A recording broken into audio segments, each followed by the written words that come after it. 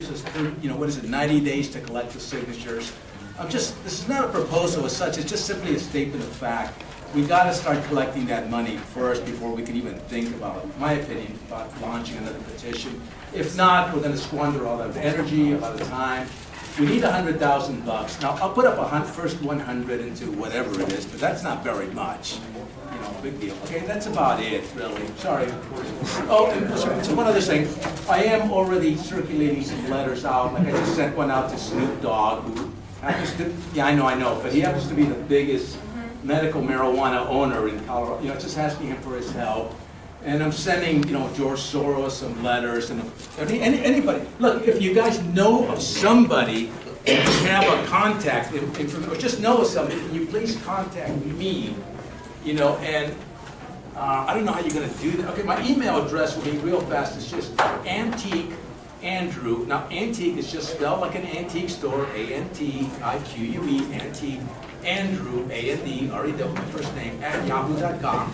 Please, if you know of anybody, because it's hard to get a hold of these people's physical addresses, okay? Not an email address, a physical address. Emails are not going to work. If anybody wants, I have some examples of what I sent out. That's it, bye. And as far as getting on SAC, you can raise your hand while somebody's talking to be added to the list, and I'll just come over to you and get your name. Eric? Brett? I didn't follow up on him, but maybe we should talk about why the other petition failed so that we don't do the same mistakes. Learn from all of them. Which one? Which one? Yeah. All of them, right? I mean, was it just a lack of effort, lack of communication, lack of coordination, all the above? Well, I'm happy to speak on why I think it failed, but I guess that means I got to get on the list. All right, Eric. Rick wants to be on the list. Who's next? Janine. My name's Janine Bradley. I'm your local organic gardening store and hydroponic store owner. Been in business for 5 years. I've seen 3 different petitions fail. I see a lot of volunteers that are here today. Thank you, Norma. And Jet and his grandma and family. I think that the last petition failed. There was nobody that was really telling where the money went and what it was spent for. There needs to be somebody that is held accountable for the financial department of this group. B, spending money on renting places like this. I've tried to volunteer in my store because I have plenty of space 3 or 4 times, and I still will give that to this group. Lack of communication was huge for Oklahoma City. I do believe that Tulsa worked their butts off. We had 5 volunteers for Oklahoma City, and we didn't get the recognition that we should have gotten as volunteers. I tried to email these groups for months in advance to help financially. And I think that if you don't have enough finances, that you're just showing Mary Fallon that we're going to keep failing. We're not going to give up, but we're going to keep failing. So if you don't have your financial part put together, which I've said you could sell plants at my store, you could have garage sales, you could do all kinds of things to financially promote this. I don't mind being on the board. I have been a medical marijuana grower and user for over 20 years. There are a lot of different ways of growing medical marijuana. You can use synthetics and hydroponics. You can use organics. It's just like your food system. It's your choice. It's your choice of medicine and how you want to medicate yourself. Being that you can only have 15 plants in bloom and rotation is absolutely ridiculous. If you're truly using CBD oils, it takes a lot of plants. If you're the best gardener that there is, you still have shrinkage. If 10% of your flowers die in bloom, then 45% of your oil production just got trashed. So it's not just for dispensaries to grow.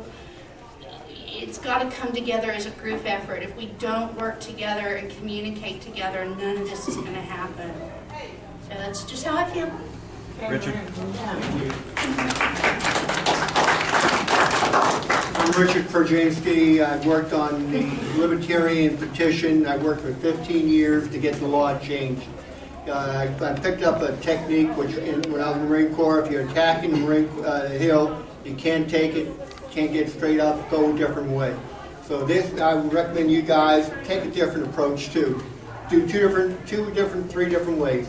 I recommend everyone in this room who are registered to vote go out and file for one of the House districts and use it as number one issue that you want to fight.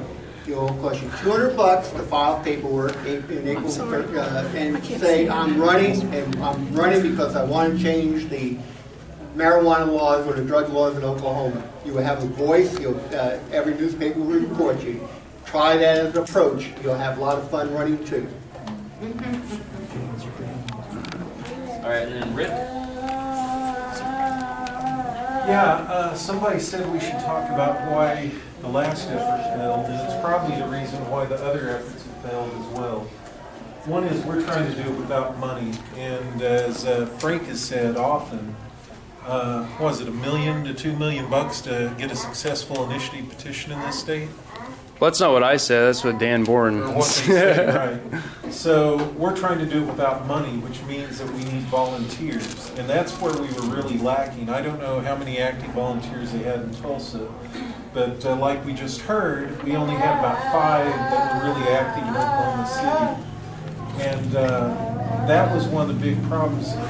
You have all these people on Facebook that are giving you a like, a thumbs up, and then they don't do a single thing to actually try and get it passed.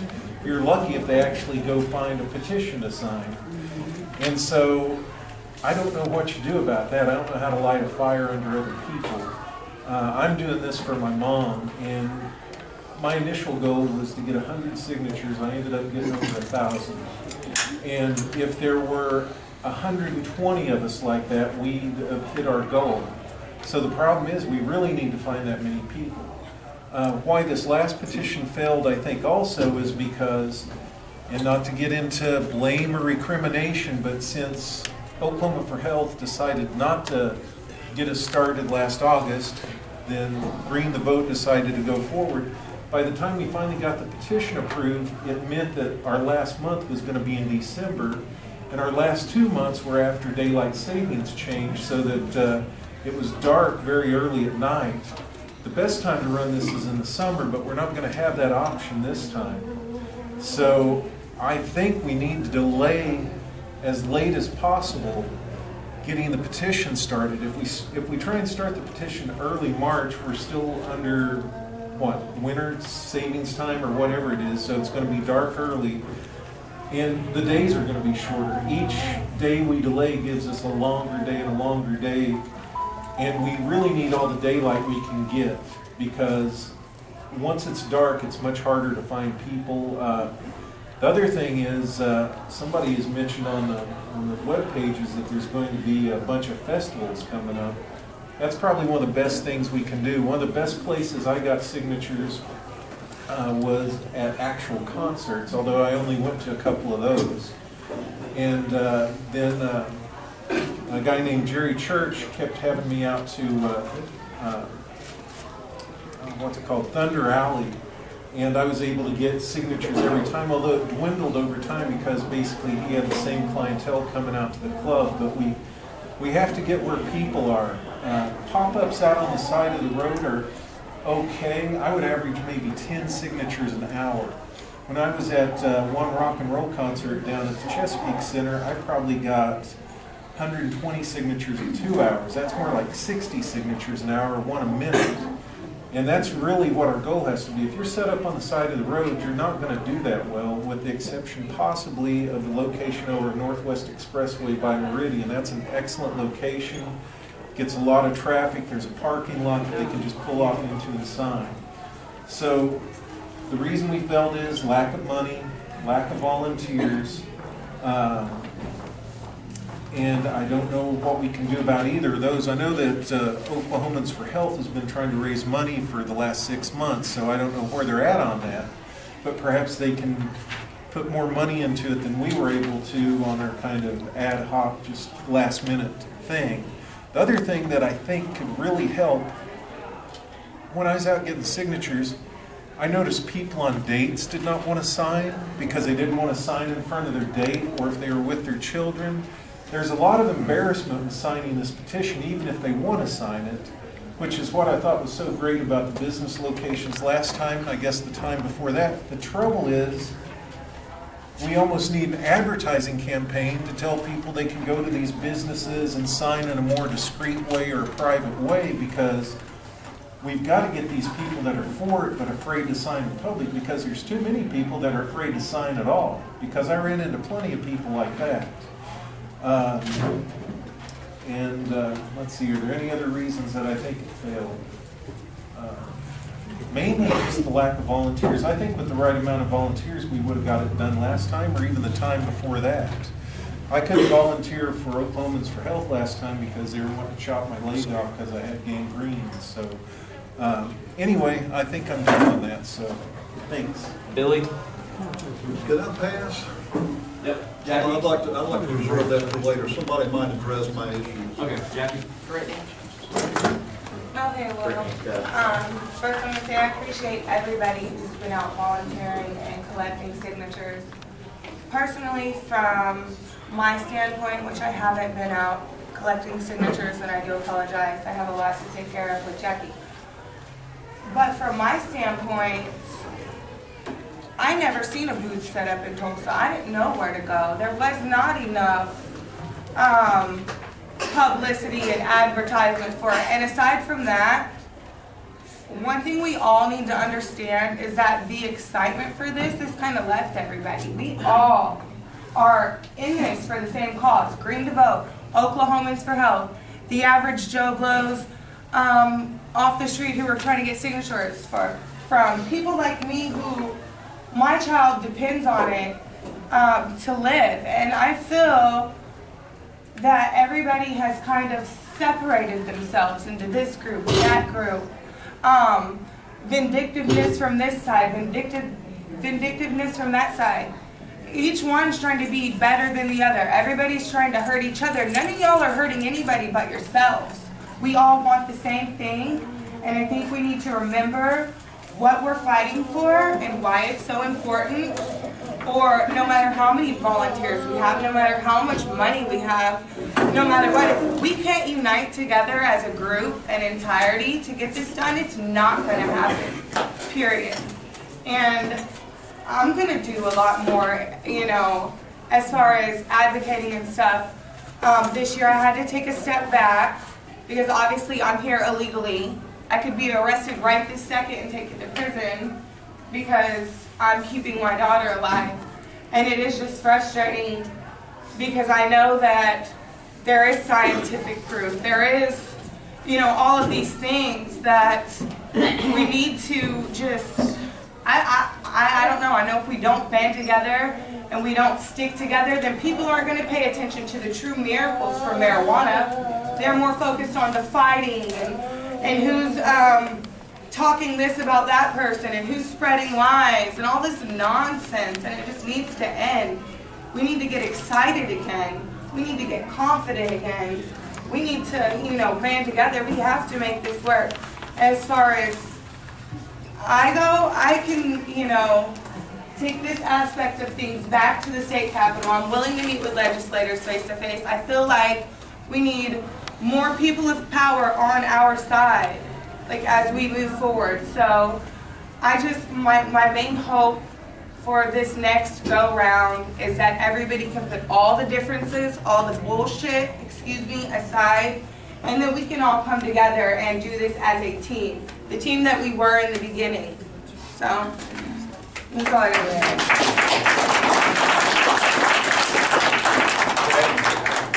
Hi, my name is Craig Dawkins, and I serve as the Vice President of the Drug Reform Network of Oklahoma. And I think Richard Prudzinski makes a really good point about some things. You know, 90 days is an awful tight window for anybody to get signatures, and I think that part of this battle has got to be to change the ballot access laws to allow us more time. I mean, there's some states that allow a year, to do this. For less than- And, right. And so I think that we're gonna have to his point, we're gonna have people running primaries, we're gonna have people run general elections and make this the issue. One of the things that politicians honestly are just afraid of is they're afraid of getting beat. They don't want any competition. And I have to tell you, there's a lot of seats that go unopposed every single election cycle. And all you have to do is sign up and make that your one issue. Yeah, you're not going to win. So what?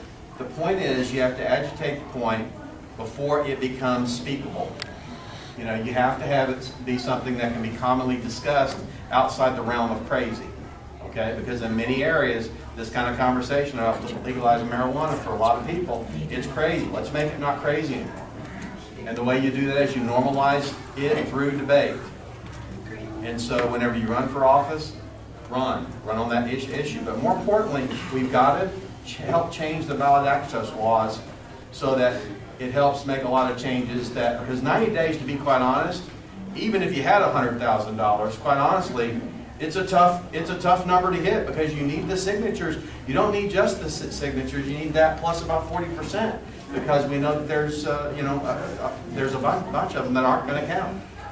So we've got to hit this on multiple fronts. It can't just be, having a meeting trying to do it strictly with, this process. We have to hit it on multiple fronts, multiple battles, and I'm confident if we work together that it can occur. So, anyway. Angela? So I apologize. I just graduated from RN school, which is a lifelong dream, and I have not been involved. But I've been sitting back and watching. Okay. One of the things I have been active in a petition, not for medical marijuana, but actually to have the school district audited. And one of the things that we found very quickly is what has been discussed. People are just afraid to sign petitions. But one thing we did find out, and that I researched into deeply, and I don't know if anyone has thought of this, but you can set up booths outside of post offices for petitions to gather signatures. And they have to allow you to do that. It is not a yes or no. It is they have to. And if you go in on a Saturday morning when people are coming into their P.O. boxes, that is where we gathered most of our signatures. The other thing is we went door to door. And if people slammed the door in their face, we moved on. And then other people wanted to talk, we talked. So that is just another suggestion that I have about getting them. Also, how many of you have approached your legislators? I've approached. I know you have. And how many would be willing to go as large of a group as we possibly can and go lobby as every single chance that we get to say, I have a 74-year-old father who is blind, who woke up from open heart surgery with his hand paralyzed and doctors blowing him off.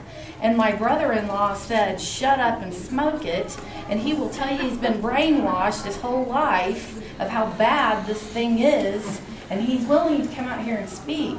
And he is an upstanding citizen. He just wants everybody to get organized enough before he puts himself out there. But I'm ready to go. I've graduated. I already have a job lined up. And I'm ready to take this on full force. I have lost a husband to suicide from chronic pain, who I buried with his one-hitter box in his pocket of his uniform of a paramedic, because that was what helped him keep his undiagnosed bipolar under control, his mania. If he didn't have his herb, I was finding it for him. So, and I'm loud and I'm not afraid. I'm not afraid. I will go out kicking, screaming. I admire you. You are a hero to me. I just have not been able to say that because I have had to pass nursing school. Thank you so very much. You're welcome. And also, with that being said, I work with the mentally ill in the health profession. So I stand up for that as well. So I have someone with chronic pain. I've lost a husband to suicide. I have been widowed at the age of 33, and I know I've been told I will have eyeballs on me for this, but I am now married to a policeman who signed the last petition that failed. There was a lot that signed them.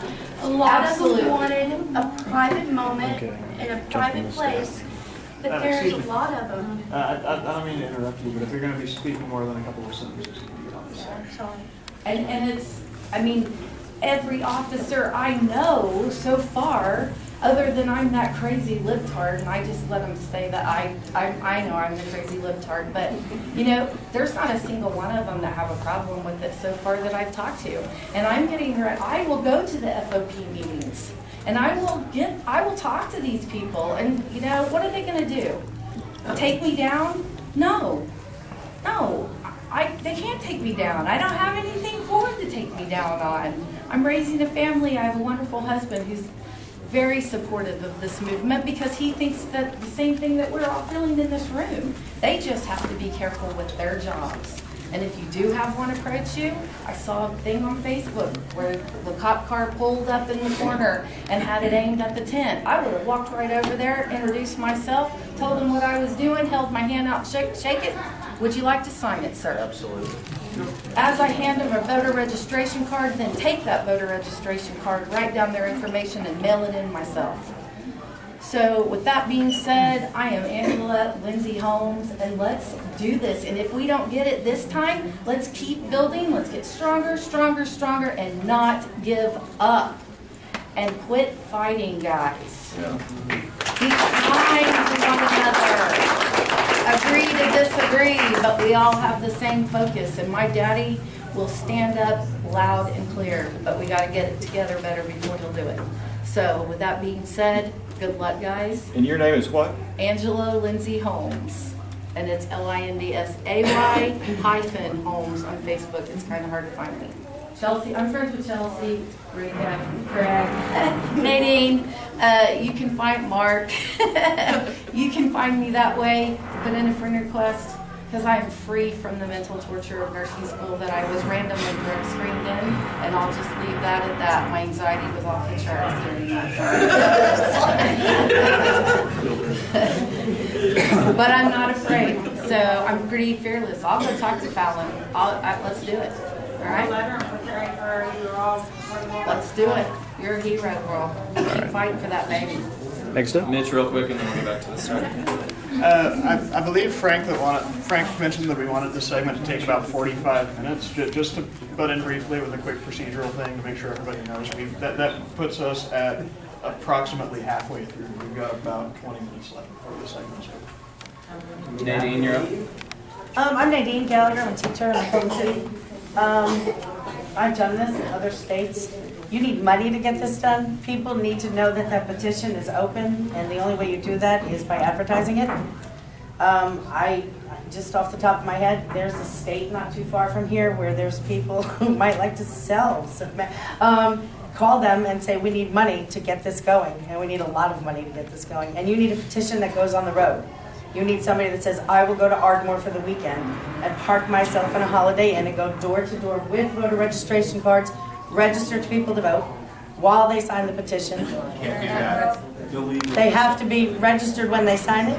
Yes. Okay, so register them to vote and then come back tomorrow and get them to sign the petition. Takes about 3 to 4 weeks later. Yeah, before they get the And do it 3 weeks before. Do you see what I'm saying? You can't just say no. You have to say, okay, I'm going to go, hi, I'm coming back in a month with a petition for marijuana, and I want you to register to vote if you're interested in signing it, and then come back and do it. It costs what, for me to go to Ardmore for a weekend, $100?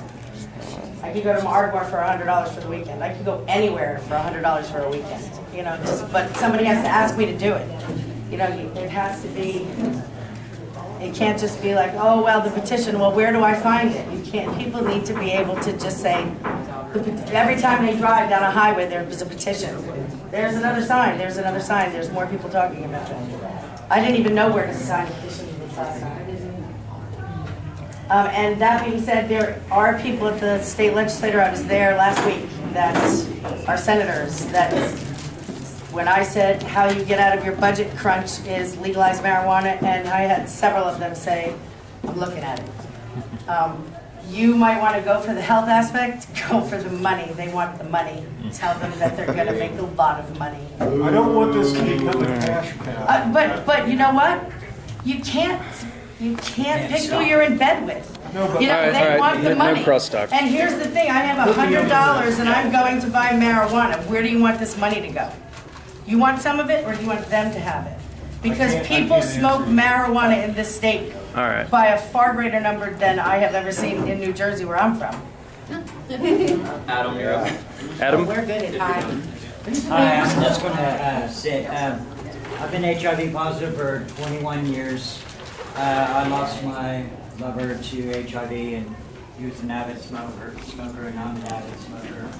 A couple of suggestions: HIV support groups, or the HIV community, or the gay community here in Oklahoma City would be really on top of this. You got them interacted with it.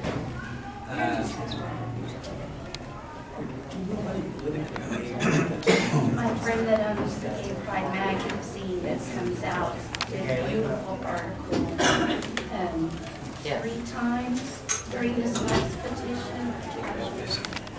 Like set up booths. I'm not sure about how the legals go, but can you set up booths on Friday and Saturday nights out at the clubs?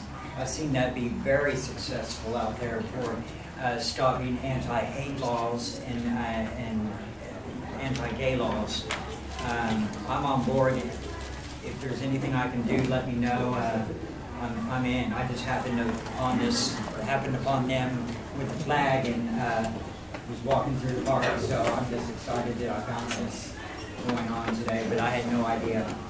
So, well, you know the gay community probably better than most of us here, so you'd be the logical person to try and organize it and get more people involved. Sure. I know a lot of people in the gay community. I used to do HIV testing, and I used to be an HIV tester, counselor, and educator in that field. And I'm 100%, and I'm also bipolar, so yes, it does help. Yeah, it does help. Pretty certain there are businesses on 39th Street that would host a petition in their business. Absolutely. Same way that they promote safe sex and things like that. Absolutely. They're very, most of them the are Gay social Pride aware. Festival. Yes, You know, the if gay it pride happens shows. to be it running And they at the have same time. And they have a deal during the week of the gay pride that they do out at the park that you can hit, and also set up booths there. You go up to the community center on 39th and Youngs and talk to Chuck or one of those people, and they could probably give you more information on when, the details about when all those are. It's usually in June. Yeah, June, July for the Gay Pride Festival. Yeah, It's June, odd. July, It's yeah. so odd during that. We gathered a lot of signatures at Pride in both OKC and Tulsa. So Yeah. big supporters. So yeah, so if I can be a conduit in any way, let me know. All right. Yeah. Thank you. Thank you, Adam. I'm Mark Falk. Unfortunately, I know way too many of you here. That's one of our problems. The same people do a lot of these efforts, and bless you all for that. But again, that's a problem. I feel like we do, you're making a very valid point that we do need to reach out to other communities and other demographics.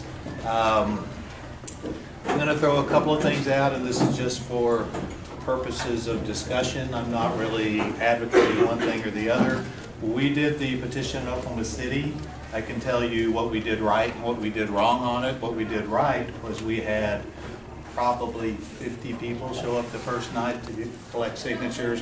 We swept first Friday of Paseo. We gathered 200 to 300 signatures or more on the 400 on the first night. The problem was it falls off very quickly. I ended up running a campaign for office at the same time, so I couldn't run the thing like I should have. The ACLU, and I don't know if there's anybody here from the ACLU, but I'm going to throw this out there. They were going to collect the last 2,000 signatures for us to get us over the hump because we nearly had enough.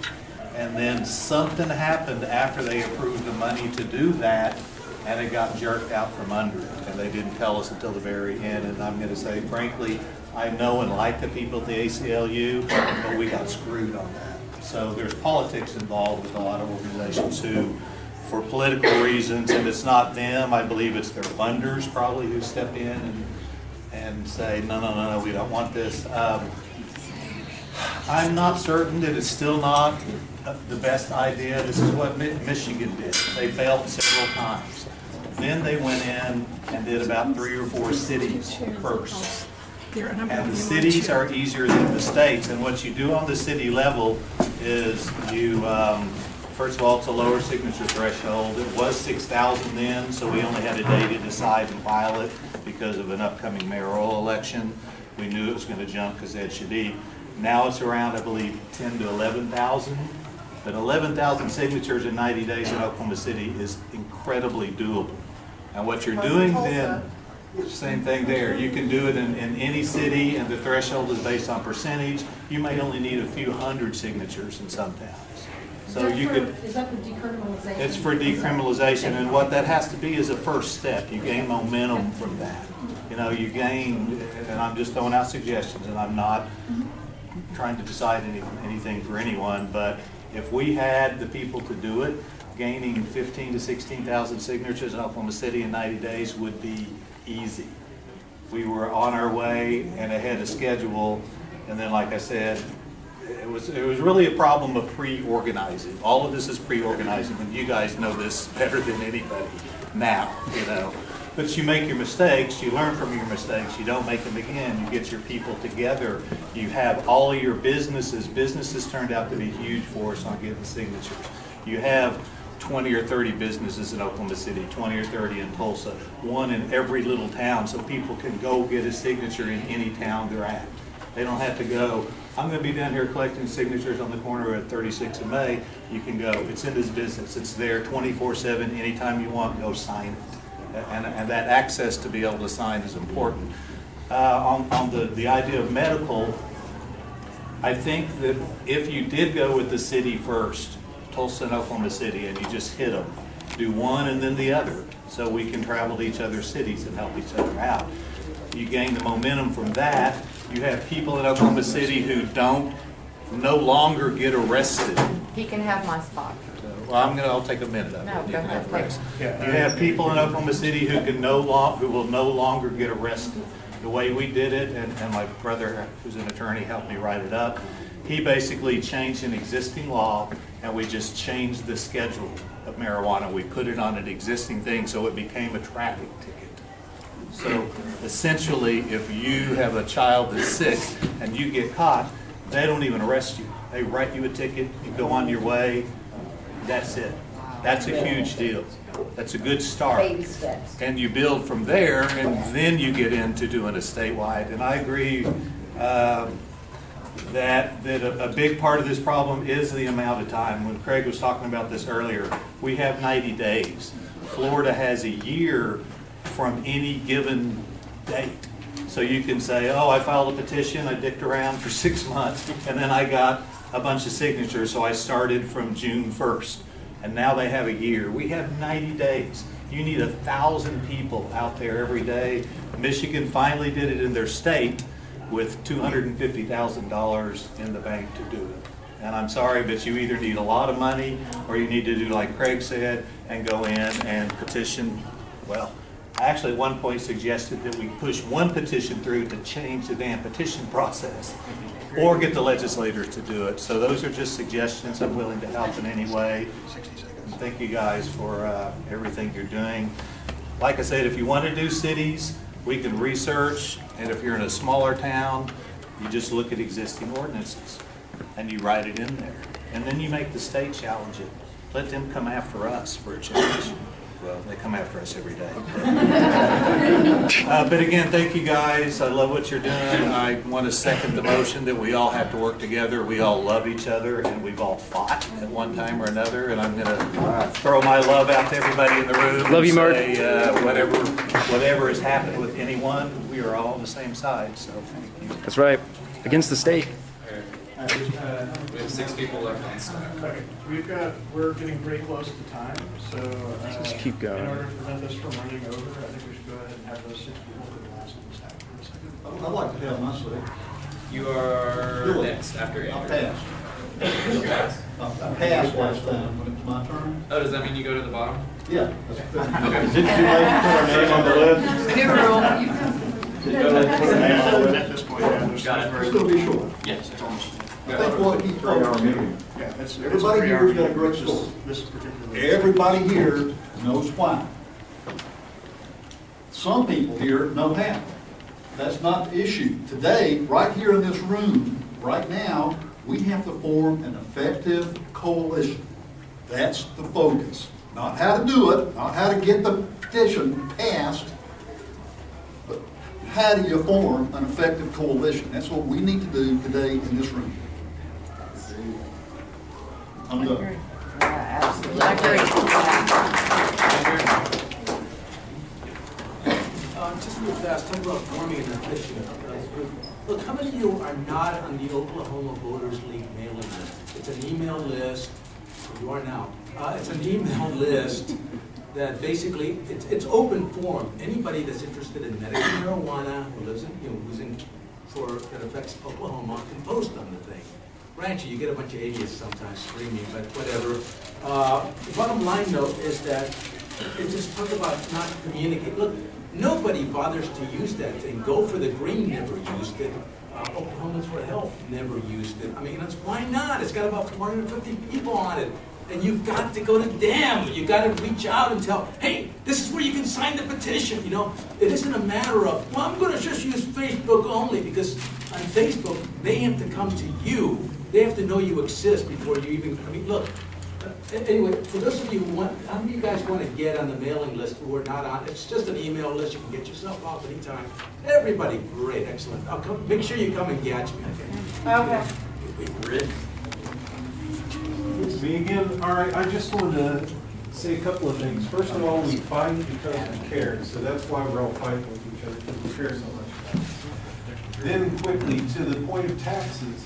I know Colorado taxes at the wholesale level, at the retail level, and they can crank them up anytime they want to. I hate that. It should not be a cash cow. I know that in Green the Votes petition, and I believe also in Oklahomans for Health, the current one, the proposal is a sole retail tax, no wholesale taxes, of 7%.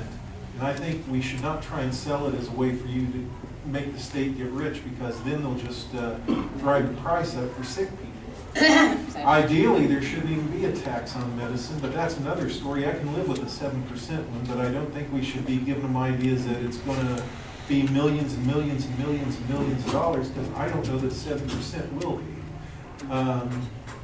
Oh, one last thing, something that was done in the last petition drive, which I really think we need to do if we can get the money for.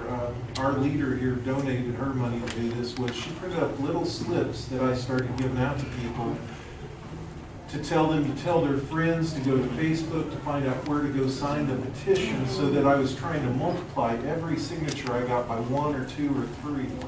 And whenever I was working over at Southern Oaks Library, I kept telling everyone to tell their friends they can go down to the nearest business location, which was BS Unlimited. So anytime anyone's out there on a street corner doing the petition, know where the closest business location is, so you can drive everybody's friends that's signing with you to go sign there, because then you can turn one signature into 10. So that's all I got right now. Bridget? Okay, I'm just gonna sit, if that's okay. Unfortunately, I was sitting in the pain clinic one day and thinking about this, and this is just kind of a strategy that if people might want to think about it when we do run the next petition. I asked, and in my pain clinic, it's a big one, there's 560 people that run through the clinic a day, and so that's about 2,800 people a week. And right down from my pain clinic, it's every day goes by this, you get off the expressway and you go past this one quick trip, and then it's like half a mile down the road, and everybody that goes there drives right by there. And if you're planning on petitioning, you might research and find where some of the bigger pain clinics are. And if there's a good location that's close by that they're gonna drive by, you could really get a lot of signatures, because those people are going to be for medical marijuana. So I just wanted to put that in your head, you know, as everybody's planning, if you could think about that as a location, just to, you know, you're gonna run out of your people in 30 days, because everybody has to be seen every 30 days. So after 30 days, you just move on. But that's just something that I wanted to put in everybody's head. Tiffany? I kind of wanted to piggyback on Mark was talking some stuff, more of a long game plan, where you start maybe some municipalities and then build. Doing that, and even in terms of just in general, making sure you collect the data of everybody who signs real time while it's going on. That way you're ahead. If you don't make it, you're now ahead the next time you try to do it, because you can just go back through to all those addresses and contact those people again, rather than trying to track them down out in the wild somewhere. I think that would creep a lot of people out. There was a lot of people who Because it's public record. I understand that it's public record. How many times I've been asked, are you going to send me stuff in the mail? Is this a one-time thing? I don't want to be contacted so many times. And I don't disagree. I don't want someone hanging on to my address. Not to mention the actual physical act of doing it. Putting it in a database. You got it. Well, just a thought, because it does put you ahead when you're trying to find these people again. It really does. You could offend, let's say a husband signs and doesn't tell the wife, and the wife wouldn't like it, and you go to the door and the wife finds out. I mean, there's a And can there's of nothing worms saying by that you're doing going that. to the door, you could be going through neighborhoods, but you're targeting certain households, like you would target voter files. Why don't we just give people the option to sign up if they want to be contacted? I don't mean to butt in here, but this is quickly taking on the form of an argument. If we want to have a more involved discussion about this later, we can do so. But I know it's good, you collect the data in any campaign I've ever worked, that's all. Frank? Oh, am I on the stack now? Yeah. You want to be? I thought you. No. I'll do the. All right. Well, since Mark started talking, I want to talk about the Oakland's for Health proposal. So, here you go, phone minute. So, all right. I just here's the deal. This year we're not running a constitutional amendment. We're running a state statute. We have been working with a former legislator who's will come out of the closet one day. He might have been here, but anyways, his legislative aid has helped us rewrite the constitutional amendment into state statutes, which allows us to, we still have 90 days, but we only need to get 65,000 signatures. So the difference is that the state statutes can be repealed or amended at will by the legislature. That is why we're running a second petition simultaneously while we run the first petition. And this petition is to reform the petition system. Yes. Now, there are two key points we can change within the state statutes without a constitutional amendment. That is the time frame. That's in the statutes. We can change that from 90 days to 1 year. The second thing we can change is the printer paper from legal to both legal and A4 printer size. And we're also throwing in there a legislative tampering clause, which we borrowed from North Dakota. Now, the key to here is what this allows us to do is protect our citizen-initiated state statutes. Now, it requires 3/4 of both houses to repeal or amend the law within 7 years, okay? That means we have to have 25% of one legislative house on our side. And that will be the next step of the battle. You see, this is a long process. You're not going to win one in one go. And this gives us ammo to fight the next round for. Because if we have a year, we don't need as much money. We don't need $1 million all of a sudden. And I have never, if we don't run them simultaneously, we're never going to have the interest behind a petition reform petition. It's just too damn esoteric. Okay? We're going to have a lot of new allies come out of the woodwork, including lawmakers, doctors are going to come out and actually endorse us officially. And, you know, but the key is that we're preparing for the next battle. The constitutional amendment that gives us a law that is untouchable. But what we have heard from legislators who We invited a bunch of them to this meeting, at least a few of them. The ones that are cool, like Connie Johnson, Joe Dorman, and other supporters within the legislature. But what they've signaled to us is that there's no political willpower to fight this thing in the legislature. Once we get the law into place, the industry will be available in 30 days, according to the law that we've set forth. They don't even have time to get into session to change it before we're already hitting the ground running. You know, and the celebration people will have as patients get their medicine, as refugees come home, you know, they're going to have no political will to make onerous changes to that law. And you know what? If they do, or if they, make it like, a money cow or something for pharmaceuticals, or if they screw with it in any way, we have the petition reform system to move forward on a constitutional amendment in the future in a coalition in which we have a comprehensive legalization initiative that we can work on for months. We can gather enough money so we know we actually have a good shot and do it properly, But the key is we still want to get something on the 2016 ballot. We have a short amount of time. Luckily, we've been raising money, and it's continuing to pick up. We now have a 501c3 available, kind of like a sister organization that's made up entirely of veterans. And we are having private fundraisers to kind of push money into that. And we will be releasing our entire logistics proposal, I suppose, for the next council meeting. So everyone can go over logistics, they can comment, we can make changes as necessary, whatever. Which council would that be? This one, the next meeting for this council. This one. Because, here's the deal. This is an opt-in organization. Everyone is able to opt in. We have a consensus-based method, and we're going to try to achieve consensus. It's not going to happen in one meeting. It's not going to happen in 2 meetings. But the key is we keep moving forward. We stay positive, and we work on strategies that can win. So that's the proposal. There's some documents over there that kind of go over the actual second petition, explain it in more detail. Yes, Norma? Can you say it again? Start over and tell me exactly how this is going to run. You're doing 2 petitions at the same time, and what month are they going to start? They don't know about the month yet. It depends on how much money we get. We do have a tentative date set in the spring, but we're going to continue to raise money. We're doing 2 state statute initiatives submitted at the same time to the Secretary of State. Okay. So, and they have how long to go? 90 days. 90 days? So the second petition will give us in the future 1 year, once that passes the ballot. Right.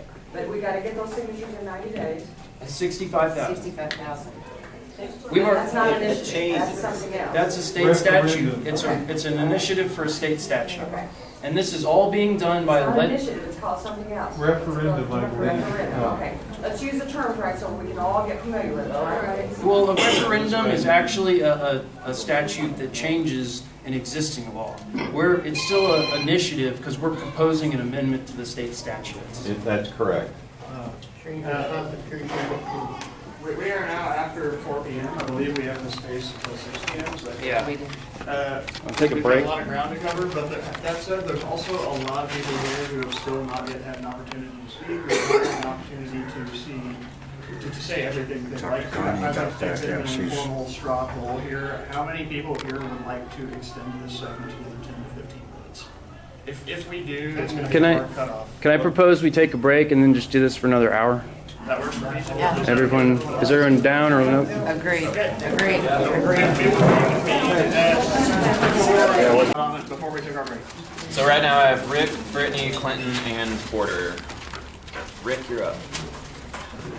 I just want to speak and say I'm not a huge fan of going for just changing the legislation, mainly because I don't trust our representatives, but it does appear to be very doable to get on the ballot.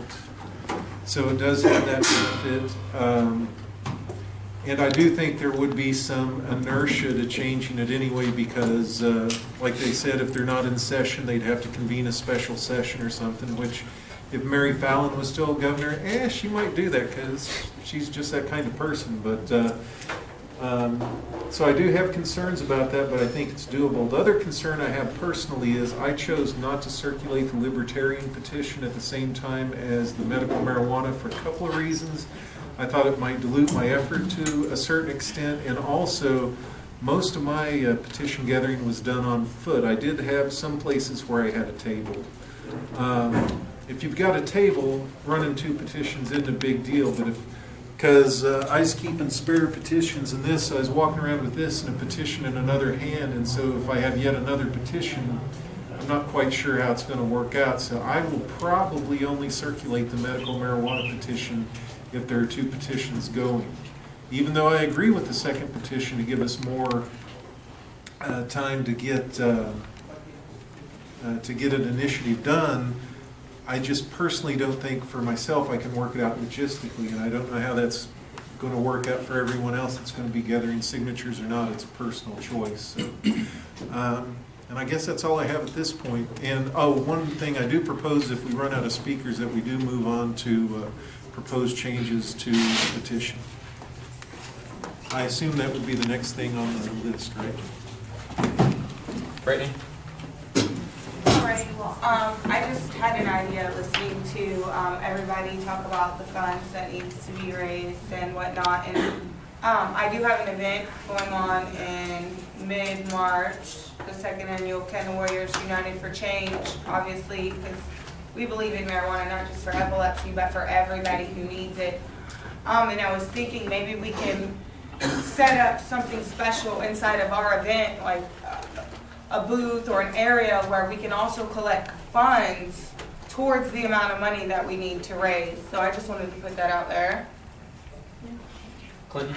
Where's it going to be? What state? What city? It'll be on March 12th in Tulsa. I'm still trying to figure out the venue, the catering, all that type stuff, which has been quite a task on me. But here in the next week, 2 weeks at the very most, I should have all the details solidified and be able to inform everybody a little bit better. I do have several news interviews and whatnot coming up, and so if I'm armed with the correct information regarding the petitions, what the game plan is, then I can also make others aware of the things that I don't even myself know. And then the other thing, I come in contact with a different audience than a lot of you guys do, a lot of younger people, a lot of people who, I'm not going to say they're like criminals or shady or anything like that, but they're young people, young like me, who, you know, already smoke marijuana, who don't know how to sign the petition without getting in trouble, or who are already scared or uneducated. And I tell you, I've run across so many, my friends, their friends, family, this large group of people that they don't know where to sign the petition. They don't even know anything really about it. And I feel maybe I can be a help in that way to reach out to that audience and start getting more people involved. So just let me know exactly what I need to do, and I got you. Yes. All right. I'm Clinton Wild. I'll be brief. I'm with the Drug Policy Forum. Drug Policy Forum Network of Oklahoma. The drug problem in the United States is the damn drug war. We need to legalize everything. It's not the government's business. Pay your taxes, do it at home, be happy, be free. The second thing I have to say is I just happen to have a supply of ones you can spend with a little pride. It doesn't change the value of them, but it does initiate the occasional conversation and the thing to do. And if you'd like to bring me your plain old ones and your files, you can have some money you can spend with some pride.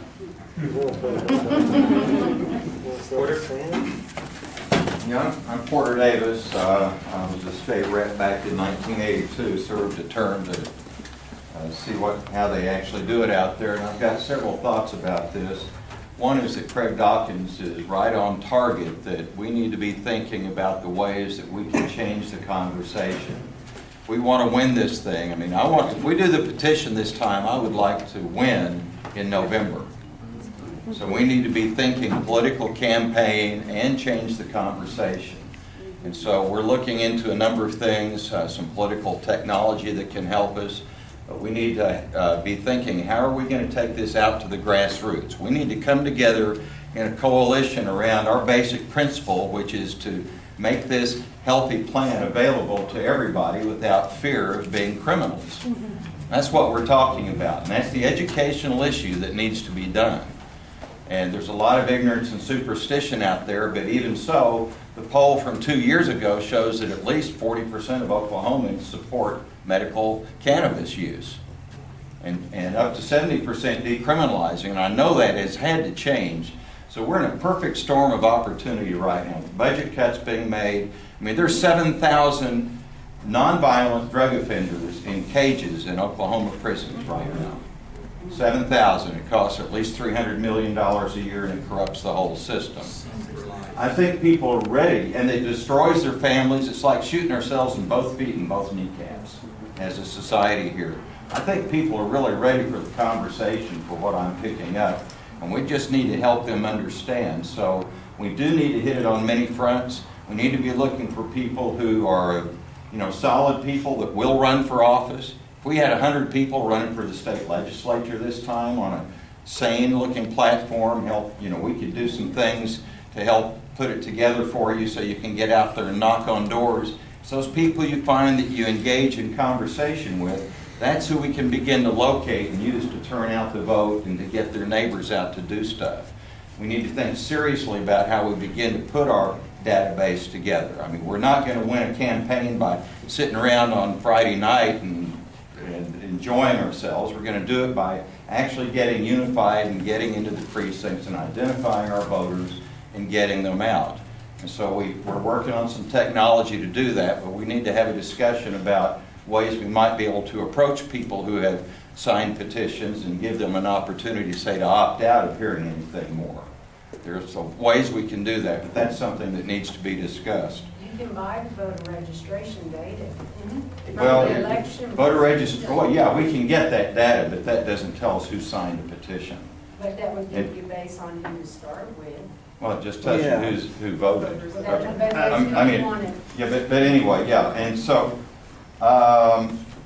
so that if anybody's interested in doing that, there is a campaign and activist school starting next January the 30th here in Oklahoma City. It's going to be 5 days of campaign and activist training, 1 day a month going through either June or July. I think it skips a month in there. And I've got a discount so people can get in for $125 for the 5 days if they want to. Do you have that information somewhere? Yeah, I have it with me. Just talk with me afterwards. The last thing I have is how many people here are registered to vote in either one of the parties, Democrat or Republican? Great. Here's one thing that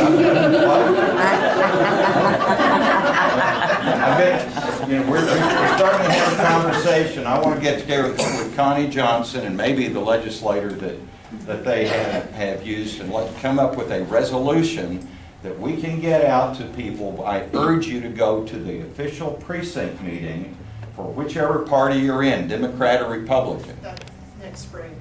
Yeah, well, I don't know when the Democrats are. I'm a Republican. Ours in Oklahoma County on February 6th. So I would urge everybody to go to those precinct meetings, take the resolution we put together for you. What I'd like to do is have the same heart of the resolution for both the Democrats and the Republicans, and then donut it around the verbiage that's going to make the most sense to Democrats and Republicans, and according to what they say they believe in.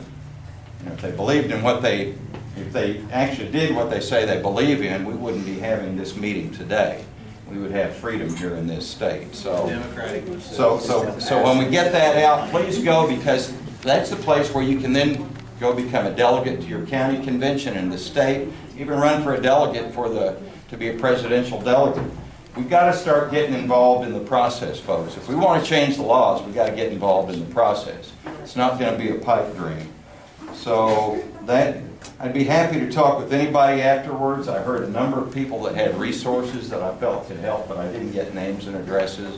If you'd like to really help put that to work in the campaign, please let me know afterwards. It looks like our stack is currently, you want to go?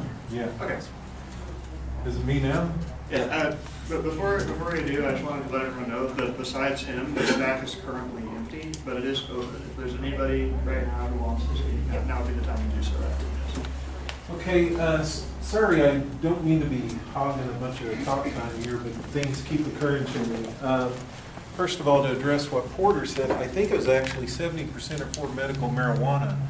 I don't think we have to mount a huge campaign if we can just get it on the ballot, because if 70% support medical marijuana, it would be up to the other side to change their minds, which they would try and demonize it, so we'd have to fight the demonization of medical marijuana. The media will cover it, though. The word will get out. We just have to be articulate and educate people. So, Then I wanted to just bring up, has the Oklahoma for Health people been looking into backing into the latest date that you should file with the Secretary of State? Because we really need to go towards the latest date possible for that, because we'll be getting better and better weather, as I mentioned earlier, longer and longer days. If I remember right, it took about a month after we turned in to actually get approved. 45 days. 45? 45 days. So, you know, that's one of our constraints on when we need to get in, because I would assume we need to be done with our petition drive by around... It's 90 days before the general election. Oh, 90 days is the window, so what does Before. that put us at? October, September, August. 15th. End of August. I'd rather probably not cut it that close. It'd probably be better to have more time, so it might be good to shoot for like an end of July thing. So what would that be? July, June, and May? Well, for signatures, you need a pump. I'm sorry? He said it gets too hot by July, so maybe collectively. It's pretty hot. Even earlier, yes, I'm fine with all that. You may need to check that one, Secretary of Election, show them printing date is important. We're getting a little crosstalky here. But I do think that you need to strategize how late you can actually wait to file, because the better weather will be our friend, but we don't want to be too late so we don't even end up on this year's ballot. And we might need to plan on somebody fighting us if we actually get on the ballot. So I don't know what they can do once we get enough signatures, other than fight the signatures, and we don't really know how long a signature fight would take. I don't know if that would throw off the end date, like if we get a fight over signatures, if that actually stretches out the time. I believe it's mandated how long they have to contest. Bicker over it? Okay. And then another thing Porter said, yeah, do go to your precinct meetings. I pretty much hate Steve Russell, and I would encourage all you to hate him as well. And so I went to my precinct meeting last year, ended up being my precinct chairman because I was the only one there. There were many precincts that weren't represented, so we could basically probably take over the Republican Party if we could get people to show up at every precinct. Democrats too. Democrats are Both of them. counted either. Both of them. So basically, if you show up, you may end up being in power. And so I had the joy of at the Republican convention shouting at a room full of people how much Steve Russell sucks. So I encourage everyone to hate Steve Russell and go to your precinct meetings. Andrew? Just real fast, every time I took a signature, I grabbed a signature for a petition, I always asked them, can I have your email address? Now, about 50% said no, 50% kind of said yeah, but bottom line is I ended up like with about 600 email addresses later, after the drive. Now, if everybody did the same, and I don't know why, what's going on? Get those email addresses, because once you have them, you have a way of contacting them. And in case, like for instance, if we had something like 40,000 email addresses, which we could have had had we've been asking for them, we could be, we'll be like 10,000 signatures on the very first day. That's my opinion. Okay, sorry, somebody wants to talk, but just... The problem with email addresses is we have so many spam accounts that people get emailed every day. So they graze over their emails on a daily basis. Not everyone is going to see the emails that you are sending because we put them in our junk box. Just put down medical marijuana. They'll see it. Or something. But also, okay, just the second thing. Also, just not everybody uses email. I do, and so do a whole mess of people. Just take my word for it. It's just a matter of reaching out to them. But anyway, that's neither here nor there. It's so simple to get those email addresses. If somebody tries, but there's just a resistance. In some cases, I say sabotage. We're supposed to all work together. Okay, next thing that we also need is, I always had a donation can. Every time I put out a booth, I got $50. That was the average amount. In fact, I sent $50 last time. Long story about that, but anyway. Bottom line is, look, this thing can actually help, be self-sustaining in some ways, but not if somebody's going to sabotage it. Like last time, I'm going to say, go for the green, outlaw anybody from putting up donation cans. I don't know why. I don't understand. What's the reasoning? This doesn't seem to be it. But the bottom line is, we need the money. Get those donation cans. And also just, when a person gets your signature, the next thing you want to do is on the donation can. Anyway, that's about it. Sorry. I just don't want to keep up with money or email addresses, and I think Green the Vote didn't take donations because they were worried about people pocketing it. So I think that's what was going on with that. Next. Chelsea's next on the stack. Yeah, in regards to what Porter said about voter data and everything else, if we could get statewide van access, we can find out not only who's registered to vote, but when they registered, which would allow us to target more efficiently who registered solely for the purpose of a petition. Right. That's really all I have to say. Frank? So everybody wants to talk about, ideas they might have about how to make the petition better, and all these ideas are fantastic. But the problem is, they're not the problem, but the key to it is who does this, okay? That's what you have to ask yourself. So if you have an idea, you need to do it. You're the person to fulfill that idea. I've heard a million ideas. Mark's heard a million ideas. Isaac's heard a million ideas. Everyone's heard the ideas before. Pretty much nothing is new under the sun, all right? So when it comes down to it, it's diversity of action. So if we're all working together on our own individual passion and ideas that we have passion for, and we want to think those are the best ideas, we want to execute them, then we succeed. Those may not be the best ideas, they may not always work 100%, but it really doesn't matter because we're all working together with a diversity of action, hitting every possible avenue we can hit. I'm not going to run for office. I'm an anarchist. I don't want to. I don't want to be involved with the electoral process, okay? I think personally, I'd rather write a direct, petition initiative to turn it into a direct democracy. That would be my thing. Or decriminalize all drugs. I don't know why we're not doing that. Right. But that's the next step anyway. So the key, what I'm saying here, is that diversity of action, okay? We all work together in our positive spaces with our affinity groups, people we know, people we trust, and we work on the passionate ideas we have, and then, we win. That's the end goal. All we have to do is be positive within our circles. So Andy, man, I'm all for helping you with the emails and hitting up Snoop Dogg, and whatever, Jeremy Buford and whoever else we need to hit up for money. Or, going on WhatsApp or whatever and spamming Instagram and, hitting the younger, social media areas.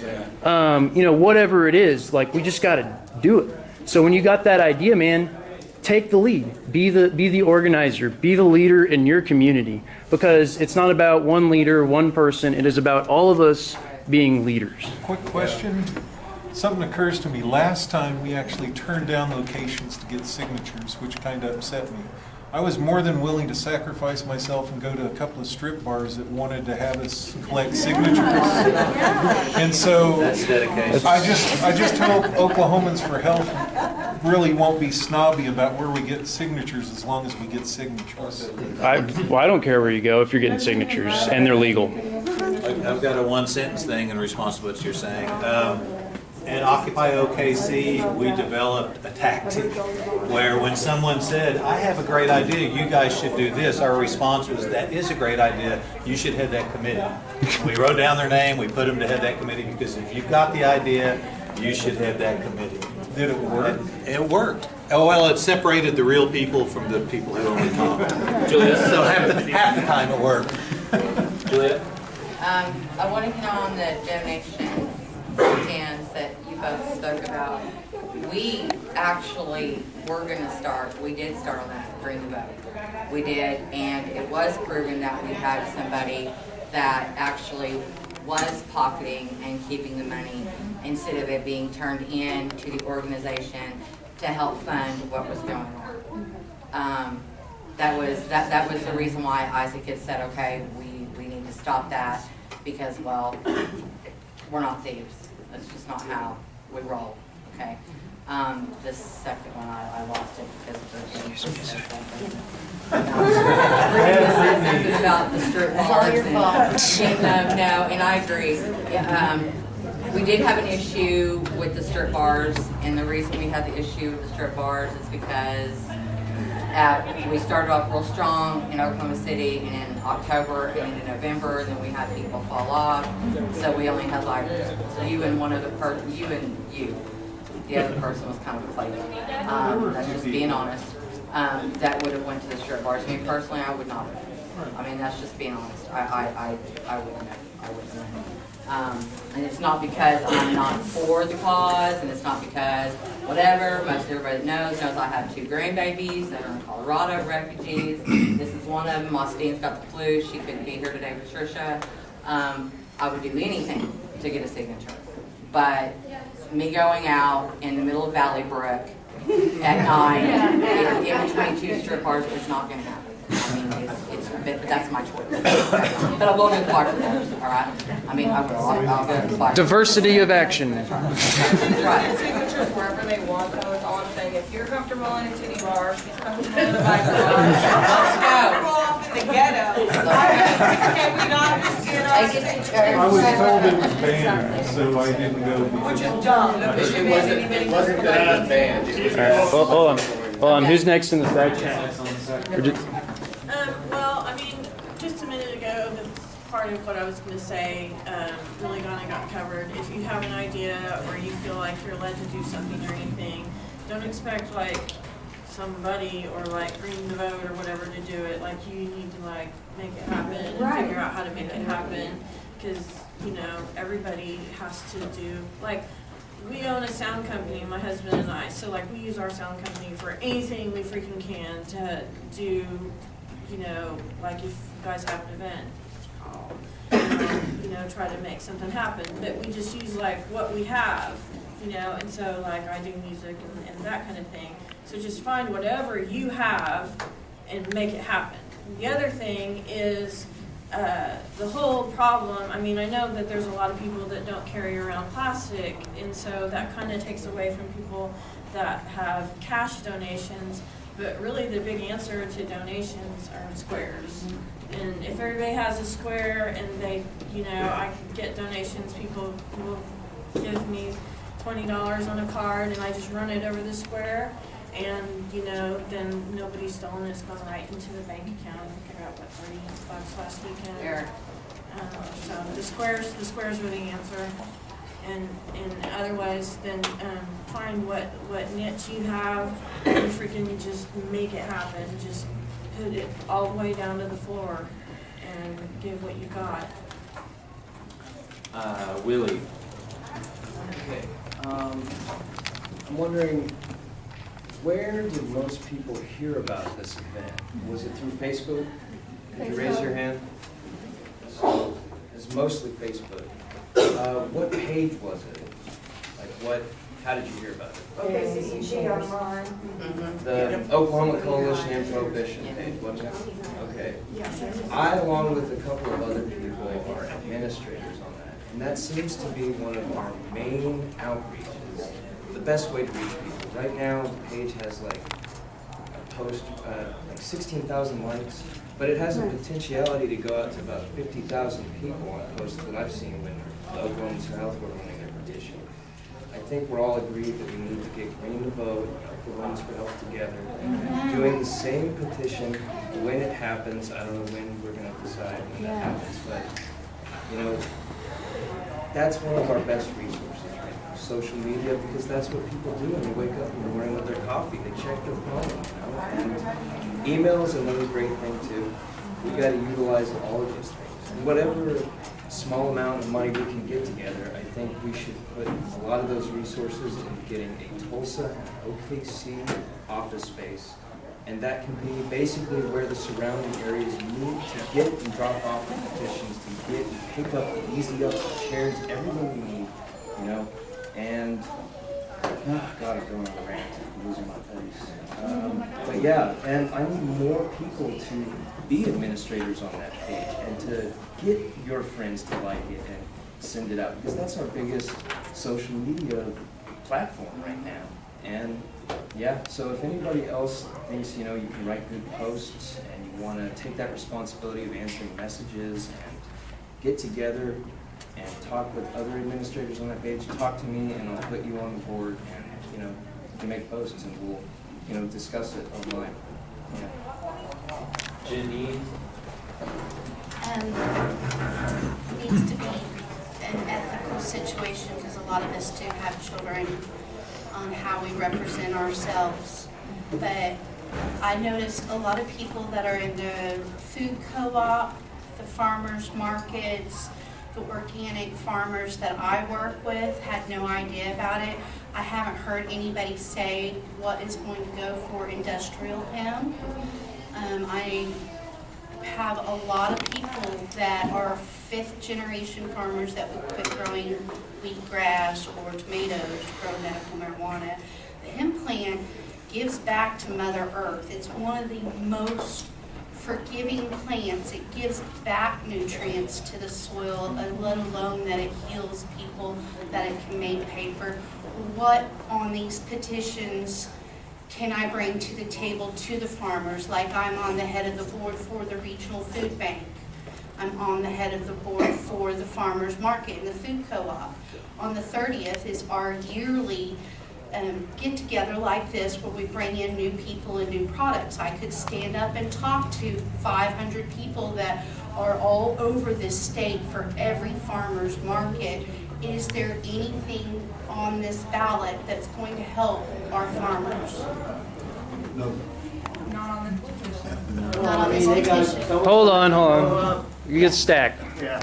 Well, actually, that was a question for you, wasn't it? Oh, well, if you're going to direct the question at me specifically, then all right. I know growers in Colorado and across the United States that will move back to Oklahoma, that have left Oklahoma to begin a growing business here. The license cost is $2,500. You can. There is no limit to plants, unlike those other states. If growers will make hand over fist, look, I understand your need for hemp, but now is not the time. We have children that need cannabis oil. We have people with cancer that need cannabis oil. Hemp is not for cannabis oil. Frank, I don't mean to show you that. That's fine. A lot more vote, right? Who else wants to be on the stack? But it would grab a different crowd. Put yourself on the stack. Just to follow up on her point, it won't be industrial hemp, it will be medical marijuana that she can say her friends can grow at the food co-op.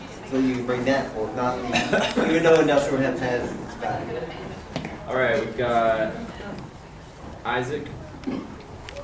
I just wanted to address what Rick Duncan was saying earlier about whether they could go to strip clubs to gather signatures on the Green the Vote petition. It wasn't that we told anybody you can't go here, you can't go there. What we said was we as Green the Vote are not going to put an event together at a strip club and associate ourselves with a strip club with an event. Right. Any individual could go anywhere they felt comfortable at to go get signatures. So there was no restrictions on where you could go, but there was restrictions on what we would promote as an event to go to. Because we had to be careful how we represented ourselves. This was a patience movement. We did a very good job of making sure that the news reported it that way, and the last thing that we wanted was for the news to get a hold of a piece that Green the Vote was putting together an event at a bunch of strip clubs. But we had no problem with people going wherever they were comfortable with. We just wasn't going to organize an event for that. And then as far as on industrial hemp, I do have an opinion on it, and that in looking at our numbers after the petition was over, the majority of the signatures came from counties outside of Oklahoma County and Tulsa County, which told me that a lot of these people that signed in these rural counties were signing because of industrial hemp. Now, there was a lot more people signed because it was medical marijuana, but there was a good amount of people who signed because of it being industrial hemp, which our perspective with the industrial hemp was not only does it open up a whole new industry out there, but it gives more people a reason to sign, and we needed to give as many people a reason to sign as possible. The medical reasons was enough for most of us, but there's a lot of people out there that didn't believe in the medical reasons, but they did believe in the hemp side of it. It was just a compiling of all those signatures that helps. Richard? Two things. One thing Mark talked about, if you have an idea, can assign a chairman. I work with the Air Force, and Colonel did that. Next thing you know, nobody ever made suggestions ever. The meetings were the quickest around. They kept their mouth shut and never went anything. But I bring up 420 now. Is anybody in here chairing a 420 at the state capitol? I remember one marijuana rally. I don't know if Norman did or something. And they said, go inside the state legislator and meet your legislator and meet him and talk to him. And people came out. They were first time they ever met their legislator. A lot of them came out. They came out angry because their legislators were rude. And next thing you know, I don't know which group was doing, but groups Facebook pages popped up everywhere, county around everywhere. And we made, somebody needs to think about the 420. I'm not a good organizer, so I'm not going to organize, but you know. I'll take that on. I'll take it on. Bridget. Well, I just want to say that once we start talking about hemp, that we need to remember that this whole deal is about medical marijuana, and the very most important thing is the patients. And that's just all there is to it, is the patients have to come first. And something that you all have to think about too is whenever we start talking about hemp, there's a lot of people that are going to be totally against that. And right now, they are kind of ignoring us. But if we get hemp and it comes up, then there's going to be a lot of people that are going to come out the door to fix this. And we are in the middle of trying to convince people to vote for medical marijuana. So when we get this done and we go through and we have run this second petition, and then we have a whole year to gather signatures, then we can spend the time and go after him. But right now, we have to take care of that baby over there, of the people in here that are sick, and that's the #1 priority, right? That's the #1 priority, is we've got to take care of the sick people. And so we can worry about hemp when we have a year to worry about hemp. Juliet. I remember what I was going to say. Chelsea was talking about going online and checking for people, checking out whether people are registered to vote or not. As of right now, as far as I know, Janine and I have left a lot, and Tammy, Haley, have left a lot of the voter registration cards and a lot of the businesses. And they're still doing it, and they're still turning them in. BS Unlimited has already got like hundreds of people since the petition stopped as well. This is kind of a question, and I wouldn't know how to do it. I wouldn't know really how it would work. But if there's a way to check to see if someone is actually registered to vote, is there not an easy way for all of us, whether we're set up at a booth or we're wherever we're at, to get on there? Because John Doe just walked up, he wants to say he wants to vote, doesn't have his registration card. Can we blah blah blah like Chelsea does when she's checking out people, and check to see whether or not they're really registered to vote? Because we had people in our first petition that we ran for Oklahomans for Health. I did as much as I could. Most of you that were there knew I was going through chemo at the time. So I don't remember, y'all, how many of ours were thrown out. I remember how many we had that the Secretary of State said that we had. I just saw that, and Isaac, I don't know if it was true or not, somebody had shared a link and was, the Oklahoman was talking trash, saying that Oklahoma is not ready for marijuana, obviously, and then, he was saying, yes, we are, blah, blah, blah. Well, at the end, he had said that we only ended up with like 55,000 signatures. No, I think what he was saying was we were 55,000 short. Yeah. Is that what it was? Okay, okay, well then. But if you'll Google Oklahoma voter tool, You just simply type in their name and their birthday, and it tells you if they're registered to vote. Oh, Every okay. time. Pretty easy. Yeah, Right here.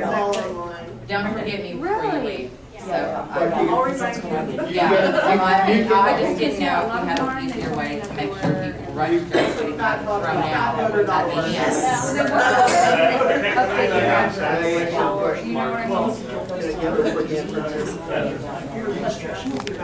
end. To your answer, you could get the entire database from the state election board. You have to pay $200. I understand now it's free. If you ask for them, give them the reason why you're getting it. It gives you the whole database. It gives you what date they registered, what they're registered, Republican, Independent, or whatever. So you can just get it from the election board. State election. Mark? I'm going to keep this really short. The things I didn't mention earlier, I know this discussion right now, we brought up hemp, and frankly, there's been discussion, and one of the problems we had with the very first one was that when we only went for medical, we lost half of the people who were interested because a lot of people wanted to go for full legalization. I'm not going to open that debate now. I don't want to jump in the middle of that. But the truth is, I work a lot with Connie Johnson on the east side and with people over there. I don't know why. I'm usually the minority in the room. And the point is, you know what they care about in those poor neighborhoods? Going to prison. And that is an equal imperative. We have to stand up for everybody at some point. And if we do that, I think that and I'm not suggesting that's what we should do on this petition, but I believe that at some point you actually broaden your base. Right. There are people who will sign it and actually go collect signatures because they're tired of seeing their kid go to jail. They're tired of seeing it. It's a big deal. Right. That's a big deal. I would say a couple of real short things.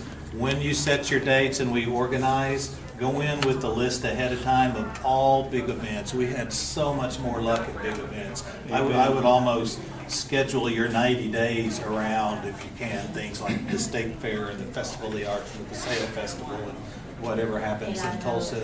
Yeah, exactly. Those are big deals. The last thing I would say is I completely agree that we have to change the process. We have to change the process. I think 14 of the last 15 petitions have failed, something ridiculous like that. If we don't change the process, we may be screwed on that. But, and then the other thing I would say is to what Tiffany was saying that she got shot down on, I believe that we have to collect the names of people so that each time you do it, you build from that. Even if that means that you have a separate list like what you were talking about, and you say, would you be willing to receive future blah, blah, blah, blah, we won't bombard you with it, and do you want to hear about future efforts? Sign up here. It's a really simple process. I was just talking about you. Is that right? If you timed your entrance about 30 seconds earlier, it would look amazing. So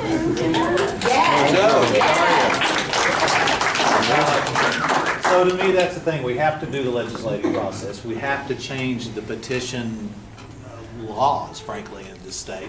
And in my mind, and as I said, Connie and I have talked about this a lot, we have to consider the idea that at some point, do we attempt one that broadens it to freaking make it legal, to help the farmers, to help the kids on all over the place, but especially minorities who are arrested at a higher rate than the rest of us. It's a big deal. So anyway, that's it. Thanks.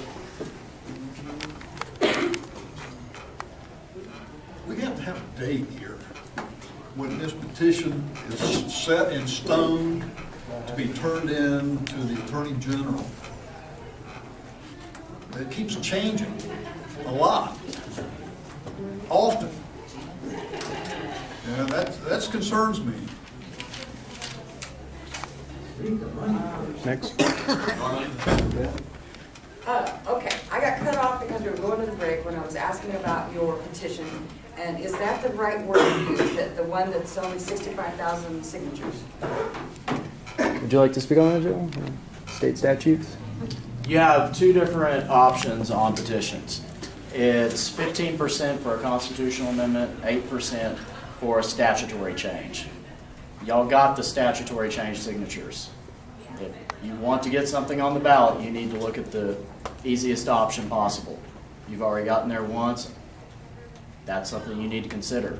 And yes, that would allow the legislature to come in and water everything down, but how angry do you think people will be if they pass something on the ballot and then the legislature goes through the next year? That gives you the logic and the reasoning to go back with a second signature petition for a constitutional amendment afterwards, saying the legislature went against the will of the people just in the last election, and it gives you a little bit more of a argument to try and get more signatures to get a constitutional change. And we need a win. We would have done that on our storm shelter petition drive, but we had to do constitutional changes. And it's just the way the legislature has set it up, and you need to take advantage of the situations you have with constitutional provisions on petitions right now and statutory provisions. Yeah. Take the easiest route. And we do need a win. That's what we need right now is a Yes. win. Okay, so like, if everybody in the room is happy with the petition that is being worked on at the time, and we still need to do that in a consensus, I believe. It seemed like half of this room wants hemp inside of it. So should we work on that first, language first, or should we work on electing officers and actually putting this together in the spokes model you talked about? Officers. You can't do anything unless you have an organization. Hold somebody accountable. Look next on the staff. You want to put We can look at? That was my whole question. All right, to address the question directly, I mean, the petition's on the website. It's being transferred into the state statutes language right now, but nothing will change effectively. It's just legalese that's being changed. So what's on the homepage of okforhealth.org and has been on our GitHub sites publicly since April is the same petition that we've always had.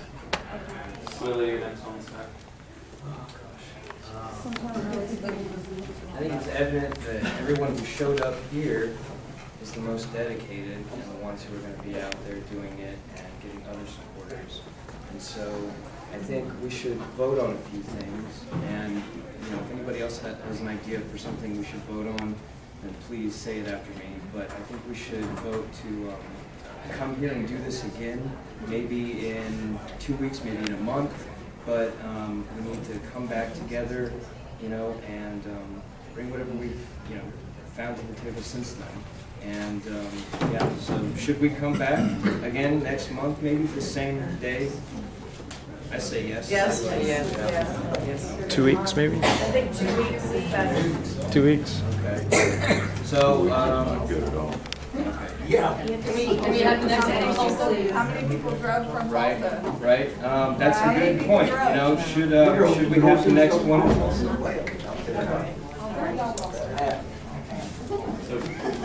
So yeah, okay, once again, okay, should we have it in OKC or Tulsa, raise right. your hands for, well, I guess it's going to be, everyone's going to vote for their city, right? Well, hold on. So I'm next on the stack, and I think we're at the point where we need to just make proposals and vote on those, because there's a lot of proposals happening here, and we also have proposals we need to speak about over there. So, so we'll just shift to that phase off the soapbox to proposal phase, if that's fine. Have you all ever tried webinars?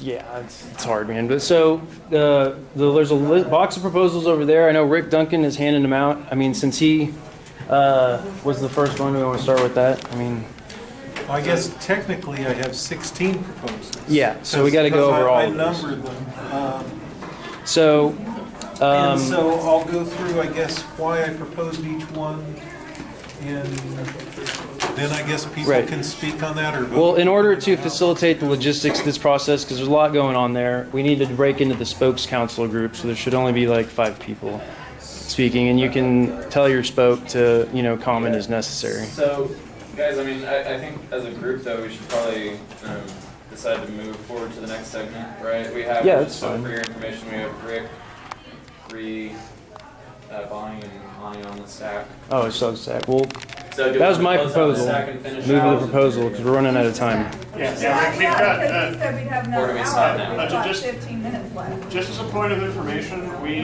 have the room for 53 minutes as of now. So if we continue this for much longer, we're gonna reach a point where we don't have enough time to actually vote on concrete. So do you propose that we close out the stack and finish it, or Yeah. do we move on now? Close it out. Finish the stack. Finish the stack. Finish it out, yeah. That's All right. Rick? How's everybody doing? I'm Rick Franklin, Vice President Green the Vote. I'm going to talk to you all about quite a few things here, just briefly, okay? One of the things is on hemp. There's been a lot of conversation back and forth. There's some good points that are being made. One of the things that a lot of people overlook when it comes to hemp is also the medicinal value of it. It's not just the hemp oil itself, it's also what is made from it that can affect a lot of people who are patients who have chronic illnesses, allergies, etc. So when we talk about it just being an MMJ cause, we're talking about the entire plant across the board. Secondly, along the lines of that is, I've been doing some real hardcore research in the last few weeks, ever since all this talk about the prohibition started going up.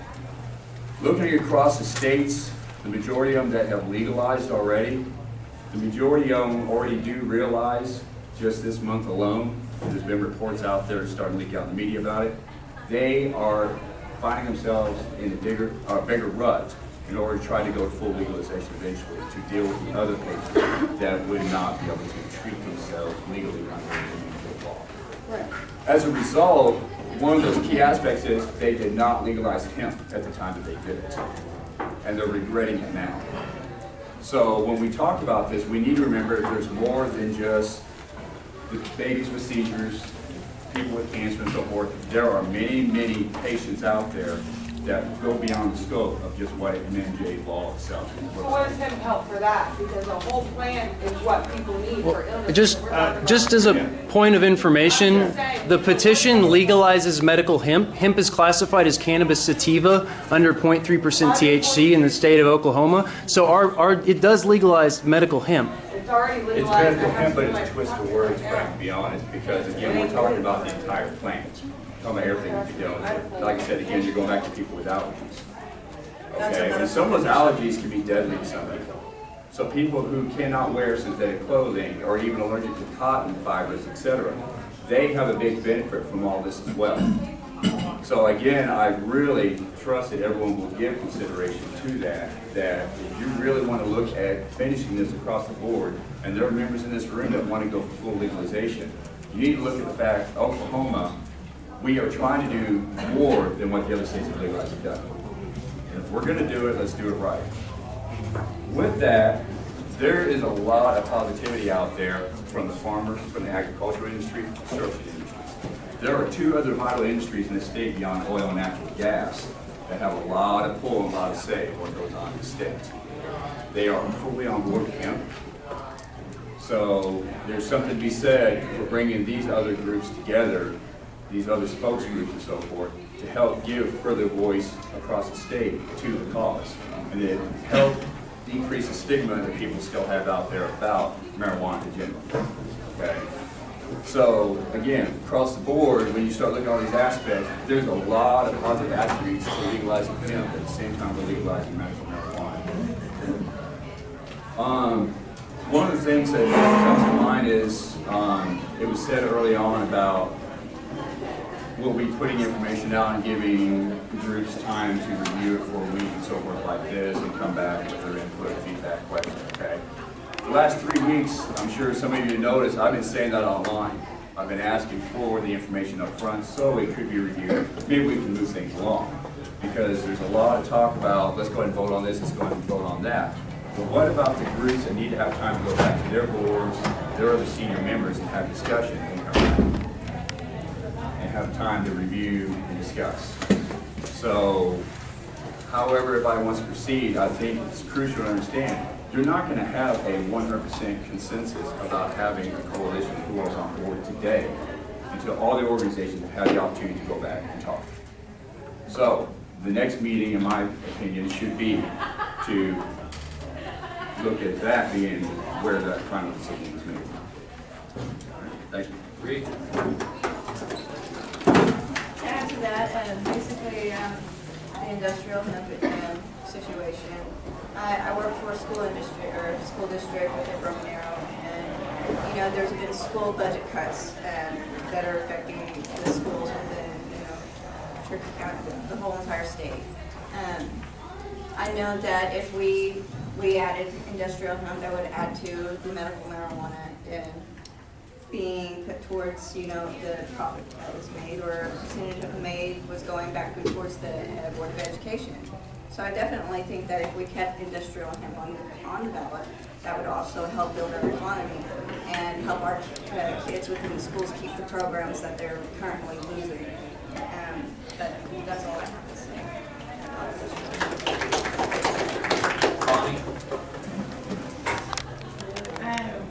I've got a couple things, just suggestions.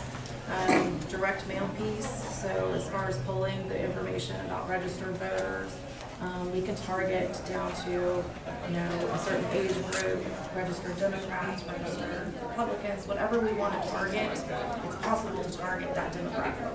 And we could, if you imagine every household in Oklahoma City or Tulsa getting a postcard in the mail with a big marijuana on one side and all the information on the petition on the other side, the businesses that they can go to make it easy on them and get over that little hump that we keep getting that I never knew the petition was going on. I hate hearing that. That's money. It is money, but it's 25 cents a household. It's something that we could do if we could raise the money from all these businesses that stand to profit once this is legalized. There's people that want to pour money into this. It's just taking the time to reach out to them and having the time to organize it, and they will put money into that, and we would get over that hump of people not knowing about the petition while it's running. Do you have a list of those people and their addresses so I can contact them? I'm working on it. You can actually buy lists of addresses and names. He meant the people with the money that want to get But my point to you is, yes, have you not ever seen the chain letter things that go out and you say, okay, now to get the addresses of these people, then you're going to have to buy this list of addresses. So you're just going off the voter registration. Yes. As far as that, I've got my brother-in-law works for the marketing company that pulls those lists for direct marketing. So I have a contact that has already offered to pull that list for me. So we've got contacts there. Another just suggestion I wanted to throw out, the second petition we're talking about doing about actually changing the petition laws, it may be a good idea, I don't know, to run it at the same time as the penny sales tax petition, just so we get a head start on that, and we wouldn't be finishing that up at the same time. There's going to be a lot of people across the state that are running that petition that would stand to benefit from a change in the petition laws as well. They might not have a problem running with that, and they're getting paid, so it might help. Okay. Connie, and then that's it. Hello, everybody. It's been interesting listening. I appreciate what everyone is saying. I think all of this is timely and it's what we have to deal with. I got about 3 comments I want to pitch in. And Joe, thanks for refreshing us about that, the petition process to repeal the law, right? So we can figure out which laws to repeal. That's it. You did get that, right? I hadn't even thought of that. The other thing, the petition process is really right this year because it's my understanding that and this is going to have an impact on us too, there is going to be a petition to remove the felony from any drug or substance use. Have y'all heard about that? No. You can buy a firearm? No, not that.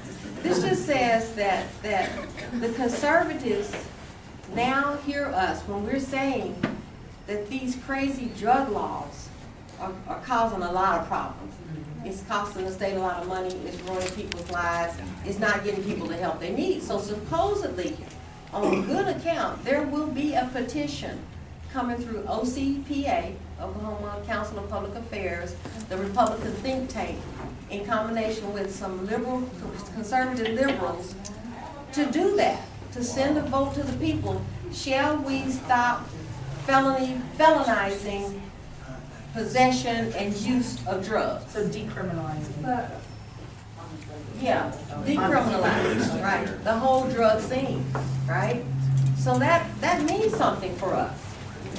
And so, at the same time, to circulate this petition saying, let's decriminalize medical marijuana, and you know, I'm with y'all on all three of them. Medical, recreational, and hemp.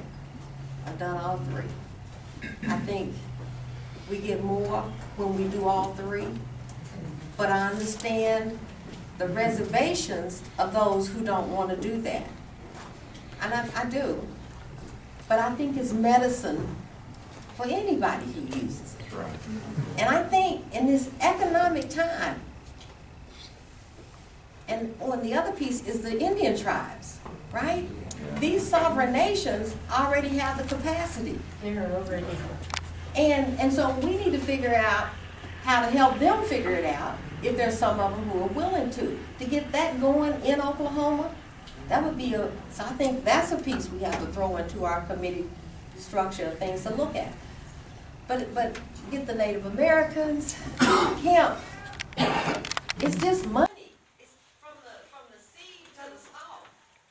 For us to overlook the economic benefit of hemp is just being naive. It's not taking advantage of everything we can take advantage of. And I know we'll keep going around and around about whether it would cause it to fail to do anything other than medical.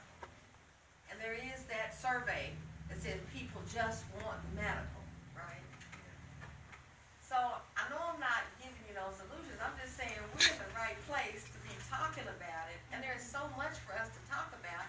Is it possible for us to figure out a way, a timeline, if medical first, then how soon next, right?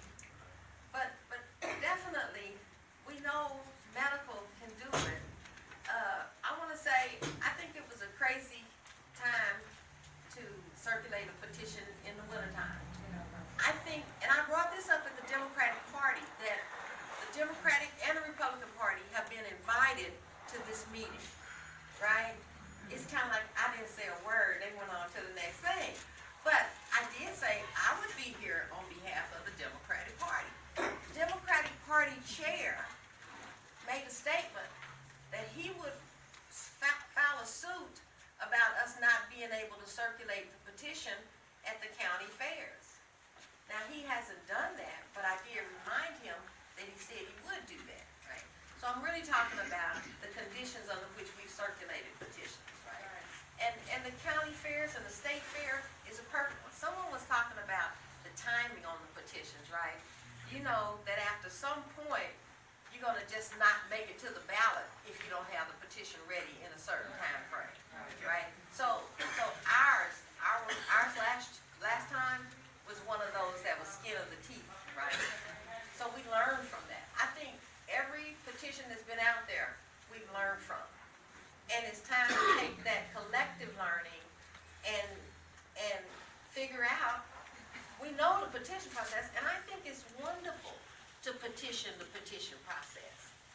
We showed with Joe's petition, it was like 2 or 3 that year, how ridiculous, how impossible it is for an initiative petition to work in the state of Oklahoma.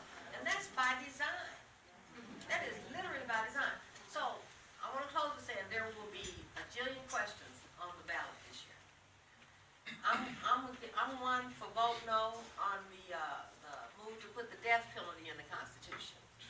I'm for vote no on right to farm, which is another version of right to work. I'm for vote no on the Capitol, the 10 Commandments on the Capitol ground. And so, regardless of how you feel about it, those are vote no opportunities. Vote no for the penny sales tax. Foreign tax, don't forget that one. See, and I wasn't gonna touch that one.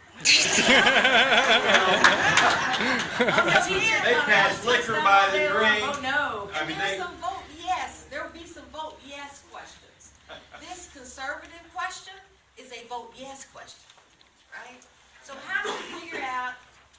in the coalition with the vote yes people, right? In this case, we want to be the vote yes group. But we also want to support the vote no stuff. I think if you talked about marijuana versus the penny sales tax and the economic impact that it could bring instead of a regressive penny sales tax that really hits poor people the hardest, that's a case to be made. So that's my 2 cents. Can I ask a question? How can we stop them from cutting the budget from the, that matches what the penny, or the, what the revenue, what the revenue that, yeah, the, it If can it's be not in stopped. the petition right now, you can't. And that's just slimy something that they would do. Oh, we're gonna get this much money from the penny sales Sure, tax, they- so therefore we're not gonna do, the normal appropriation for that, right? Sure. That's the way it's done, isn't it, Joe? Can I ask you a question? I went up to the Capitol 2 years ago when the Strange Brothers and the Dr. Sanjay Gupta and spent the whole day with you guys at the Capitol in that office. There was probably, I would say, at least 400 people in that area, and a majority of them I call suits. They're people that were probably a political party up there.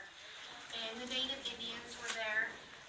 The officers leap against medical marijuana and, or for medical marijuana, I'm sorry, I'm tired, my blood sugar's Law getting low. enforcement against prohibition. Yeah, yeah. So I was in there, and did you see anything different change in those people, all those political party members? Did it actually open up their mind?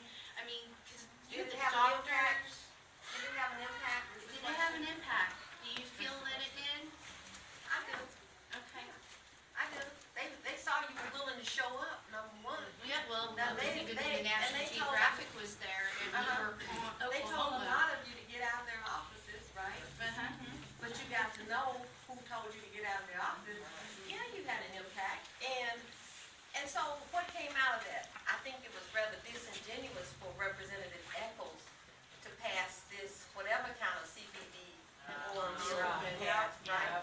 And every time he got on the radio talking about, I just want to make sure you know, this is not medical marijuana. Well, duh.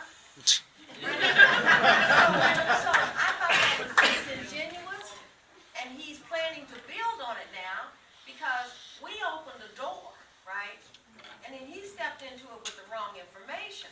But I understand, and this is what I get on the scuttlebutt, is that there are others who now see exactly what we're saying. They're not going to be open about it, but until somebody holds them accountable, and not even in a mean way, just go have the conversation with them. Just educate, right? The other day I was speaking with Wes Watkins from OSU, and he's behind it 110%. He's already funding hydroponic greenhouses. Your Native Indians are spending tons of money with me right now on aquaponics, which is an organic form of hydroponics that's to grow medical marijuana. They just opened up an 8-acre piece of property where they're doing food now, but as soon as that door is open for sovereign lands, guaranteed they're on it. So there's lots of people, like Wes Watkins says, I'll say it to you, Janine, but I'm not going to say it to the political world until the paperwork's passed. But there are financial people back there that will give to this, but if hemp's not in it, I guarantee you it won't. So that's where I'm coming with that. Man, we're gonna get to something. Yeah. Excuse me. I don't want to be butting in here.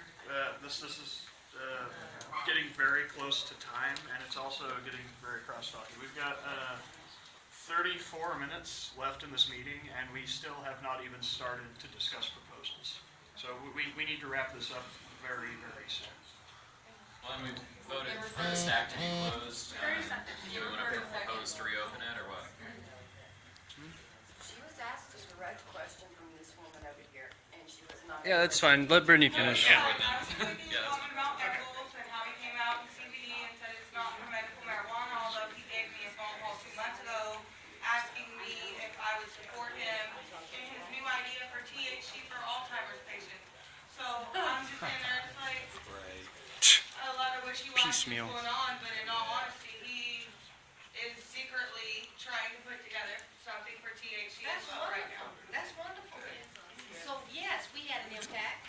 Yeah. And baby steps. It's not wonderful. Eccles probably has a relative with Alzheimer's. The whole reason that we didn't for the CBD thing passed was because he had a relative with epilepsy.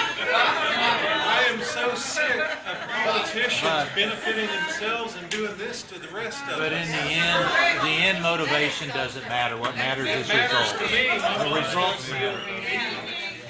Well, because we need both. Epilepsy and he pushed for CBD only, their family now knows that THC is needed as well. And so while Katie's monitoring CBD only, now she's seeking out THC. So I'm just saying, like. Yeah, but he did it to benefit himself. That's He all. did it because it's not legal, and now he's realizing. He did it.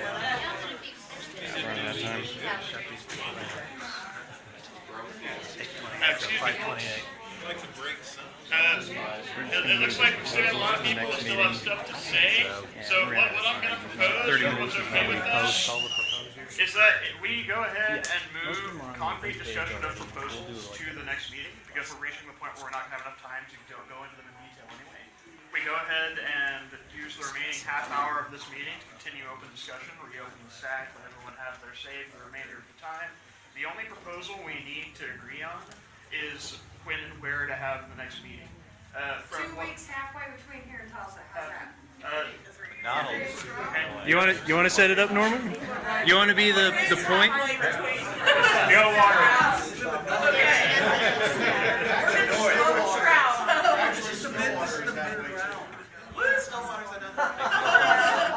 Stillwater?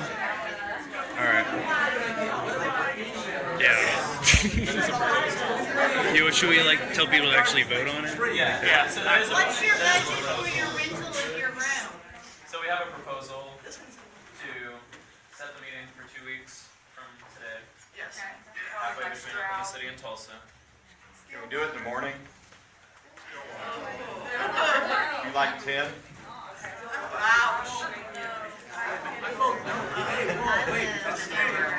Alright. Can I do a counter proposal? Yeah, sure.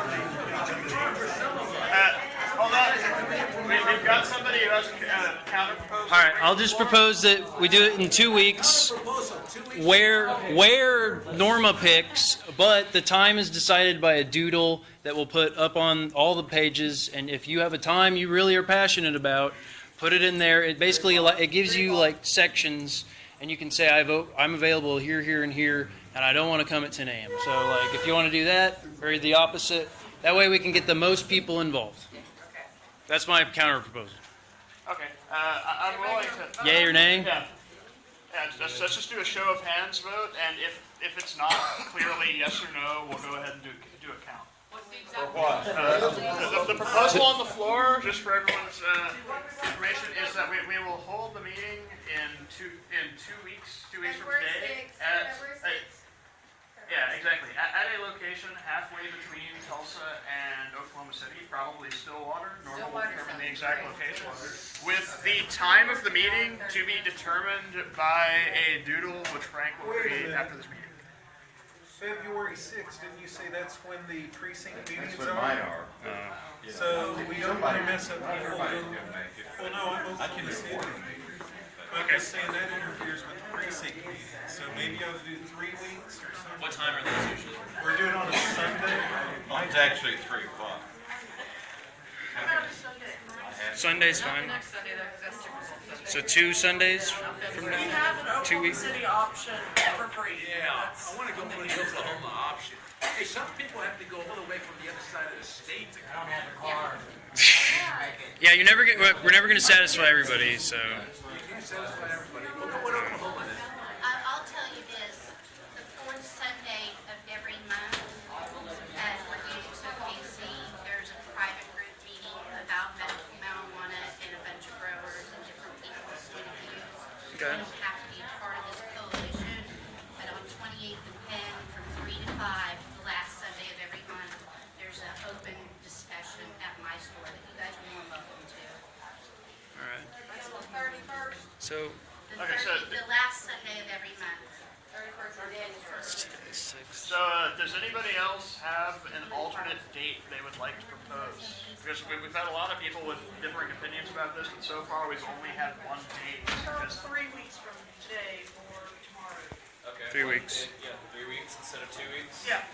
Okay. So that would be what, 7 plus 6, 13. 13. Yeah. So February 13th is on the floor. Yeah. Okay, the vote on the floor is a proposal to hold the next meeting 3 weeks from today at a location halfway between Tulsa and Oklahoma City. At a time to be decided online. Yeah, and we're determined by Norman. Yeah. All in favor? Yeah. Any opposed? All right, the ayes clearly have it. As long as you don't block.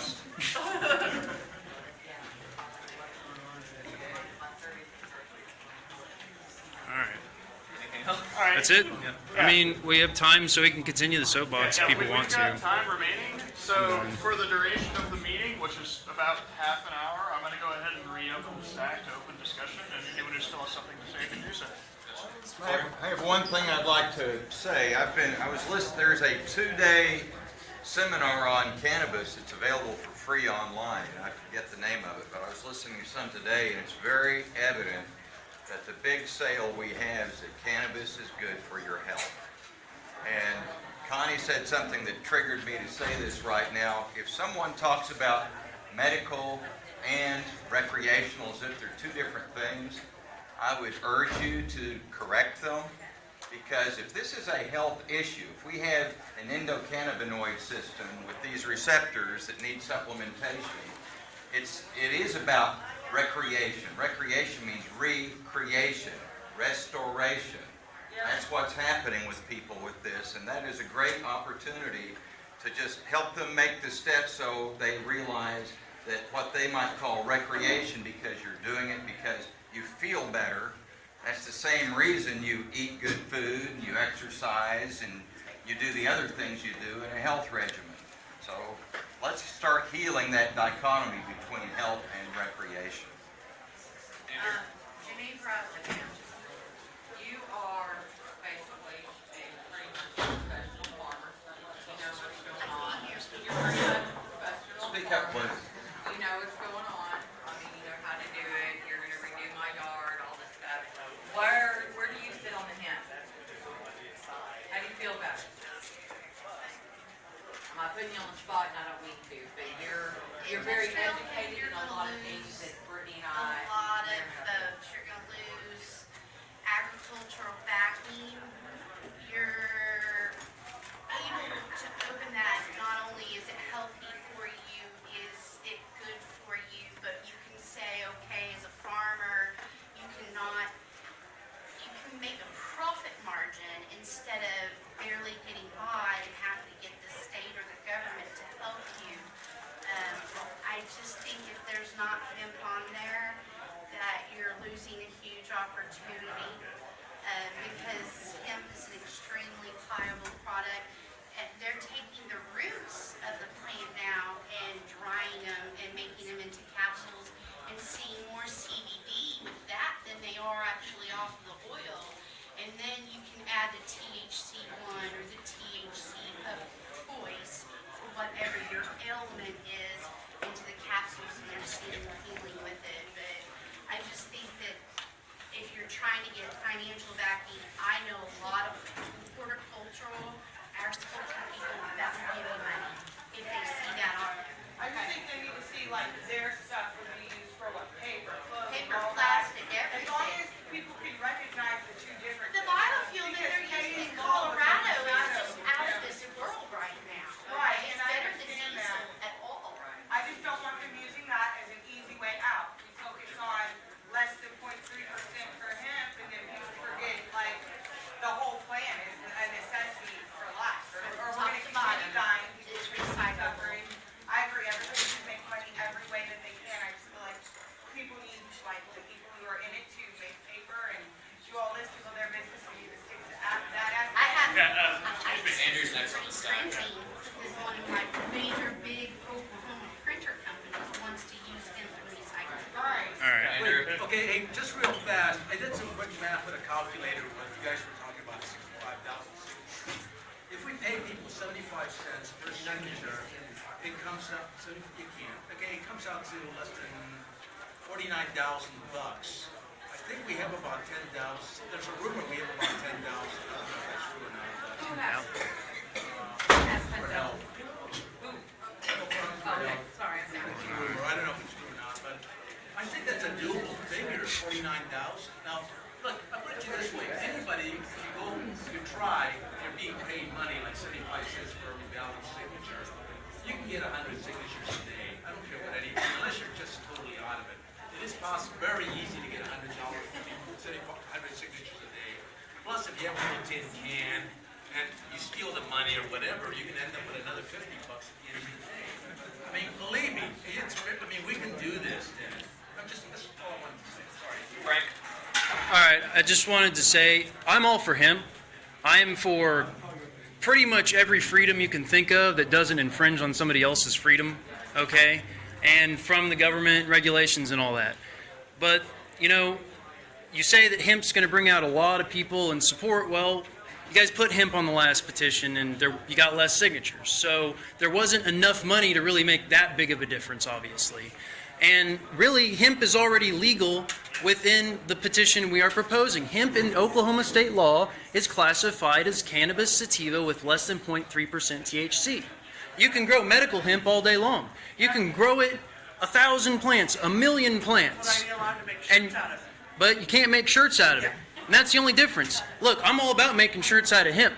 And that's what we're going to do next time. Because I want to put that into a constitutional amendment, not a state statute. Because, you know what? They see hemp, they're going to twist that around, they're going to add taxes, they're going to manipulate it, okay? Medical marijuana, there's a lot of angry people with pitchforks that will come to the Capitol if they try to, you know, eliminate our efforts on that issue. But I don't see the same people with pitchforks coming out for hemp t-shirts, I'm sorry.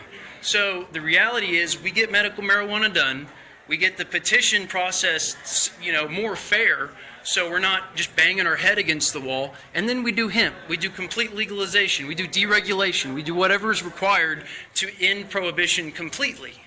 All right, but you don't, you know, this is a continuous process. They are still gathering signatures in California to fight for their rights because there's still city councils and county commissioners that are infringing on their cannabis rights in California. Like I was there a year ago, and there was a guy petitioning because they had just changed some zoning laws considering cannabis. This isn't a one and done thing, people. You're going to be in this for the rest of your life if you want to fight for this. So don't think we're going to get it all done in one little petition and we're done, let's go home, your civic duty doesn't end until you're dead, all right, or until you're infirm, you know? That's it. We got to keep going. We got to keep doing petitions. We got to do the statute. We got to do the amendment. We got to do whatever it takes, but we can't just stop or think that one and done is going to win us anything, because we might win, but they're going to creep right back in, and you got to keep fighting every year, every day. So. Are there any fluent Spanish speakers? No. That would be huge for us.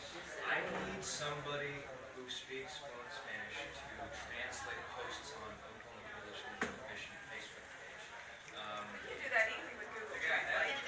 Well, it's not always. I can pick you up. Well, okay. I mean, like, I have friends who are fluent. Give me your number after. And I have a person I can make a contact with as well who's fluent. I have a question. That's why I just to wanted to that. publish everything. You may be able to answer.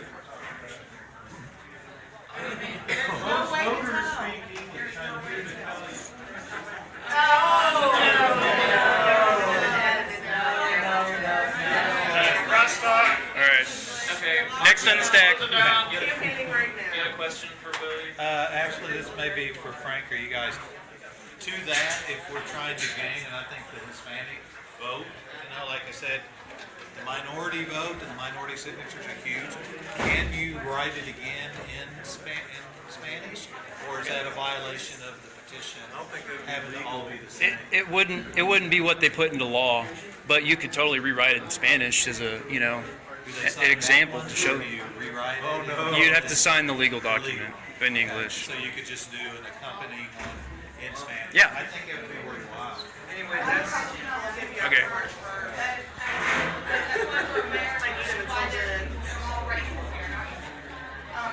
We can Americans that vote, but we're America because we have so many diverse races. that's my You know, and it is good to reach out to everybody. And let's not leave people out because they can't call me. yes. Well, there you go. All right.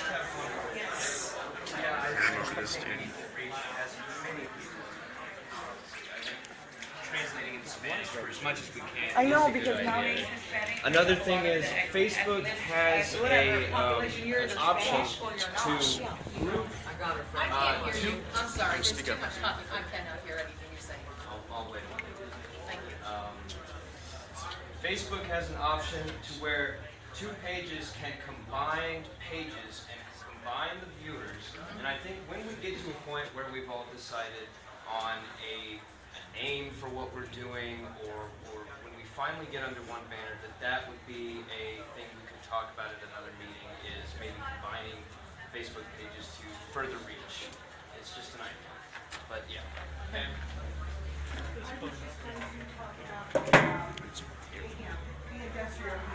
I don't care if it's this one or the next one, but it is something that really needs to be addressed because our state is now $1 billion in the hole, and we have a lot of oil companies that are going down. We have to have something else in this state to bring in money, and so industrial hemp to me is huge. Yeah, considering it's an ag state. Yeah, yeah, that's what I wondered, if it's not the time. Okay, two things. First thing is, I suspect that the majority in here wants industrial hemp right now. It's not necessarily our decision because Oklahomans for Health is writing the petition, but who is really afraid that hemp is going to inhibit this process or will keep us from getting an election? That's my point. Hemp doesn't hurt signatures. Well, they're worried about that. All right, hold on. No crosstalk, please. But they're worried about the actual vote that'll hurt the vote. And I'd like a show of hands. Who in here is worried about that? I saw two. We're an extreme minority. Right, but my point is, if you're truly going by majoritarian rule, hemp would be on there, industrial hemp. We're not truly doing this to raise money for our Look, state. this is not majoritarian, it's consensus No, based. I know that's not majoritarian, and I know that's not consensus, and I also know that Oklahomans for Health doesn't even care about this, and they're gonna do whatever they're gonna do anyway. We're going to block it, is what we would do, which is a part of the consensus process. But you see what I'm saying, it's not gonna go on because you guys say so, but the group consensus. Isaac is next on the stack, unless Rick has. Oh, I have something else. So the group consensus is hemp, but it'll be blocked by them. So I just want to make clear, most of us here are for hemp anyway. Second thing is, I think everyone thought I was such an evil dude for pointing out that most Spanish people aren't registered to vote. When you become a citizen in this country, when you immigrate to this country, you have to prove that you're proficient in English to even become a citizen, and you can't vote unless you are a citizen. And my experience was when I was collecting signatures that virtually everyone who couldn't speak English or spoke it very badly, when I said you have to be registered to vote, they didn't sign because they weren't registered to vote. I just have a side comment on that because this is actually very rude to be saying that. I have many Hispanic friends who are legal in this state, but when they are with their family, they choose not to speak English. They speak their native language. And how can you be prosecuted for law and still be Spanish and understand what's going on? You should be able to sign. Just because It's tangential, man. Right, if you live here, I don't either. I'm saying if our courts, if our American courts can process and don't speak English, then it should be an issue whether they speak English or not. Let's calm it down a bit, please. All right, no crosstalk. This isn't about your issues. Be quiet. Hey guys, I know we're running out of time. Just real quick. As the leader for Green the Vote, I think it's important that no matter which group that we're working with, that we continue to make sure people get registered to vote and that we educate people on the process. It's going to help no matter who's running a petition. So that's a direction that I see Green the Vote being very interested in, is continuing to register people to vote and educating the public on why this is important. Jamie? Hi. Okay, I have some concerns, I have questions or concerns about this. It's there to me, not the hemp yet. The state where you have, I guess, 65,000, correct? Okay. As we all know, Mary Fallon is not a merciful person. You know, as soon as she gets that, she's going to take an executive order and throw it out. This is my concern. Yes, it's taking a step showing that we need it. This is my concern. All the people that are not in here today that kind of know what's going on, they're going to be so joyful, so happy that we got it passed. In reality, it's just thrown out. Yeah. I think it's a waste of time. Because she can't. It's not. If it's not in the what? No, the legislature can't opt out. That they do what She could, but there would be such a. I guarantee you that's what, when it comes down to legislators, that's what's gonna happen. They're gonna sign it and throw it out. And all it's gonna do is slap a whole bunch of patients, including me, Baby Jackie, anybody in here, and everybody else that doesn't pay attention to really what's going on, a big slap in their face. It's gonna let them down. To me, it's a waste of time. I'm sorry. I don't wanna let down a bunch of people and make them think we got it legal, because it's gonna get thrown out. And the state, until we make it legal, where none of our legislators can touch it, we have not succeeded. Okay, back to him. Yes, Yeah, you can. But I guess you need to raise your hand. I don't know. As pointed, do point To it. him. I know your concerns with him. Billy is next. That was not why we did it. I don't want to talk about that right now, why we didn't do it. That's Who's not up? why we did it. No, and less people, we advertised that there was him, they didn't even know it was in the petition. Nobody read the petition. It didn't, I don't feel, me personally, I did, and I was out there. Most of the time, not all the time, I have no issue, but. I have nobody, had a question for you. excuse me, a lot of people have had a lot of time, I would like my time. I'm talking to Brittany. No one knew about it. They hardly anybody even knew hemp was on there if they were just normal average Joes walking up. And I do feel like even though a lot of people are upset, there are people that have skin problems. Yeah. The hemp t-shirts would be awesome. Right. It smells, oh my God, we could be like. I know my daughter had it. Yeah, it would be awesome. I just don't feel like seeing how it gets in the way of anything. Because a lot of people didn't even know it was on there. They're not reading this petition, I promise you. All right. They're not reading it. All right, thank you. Billy's up next. I think Connie had a question. Yeah, she has a point of.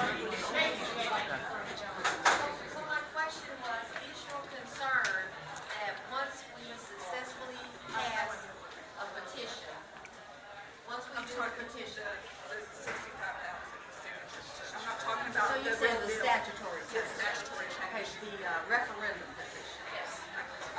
Once we do that, the legislature could come back and do something else to the They statute. could do to that one.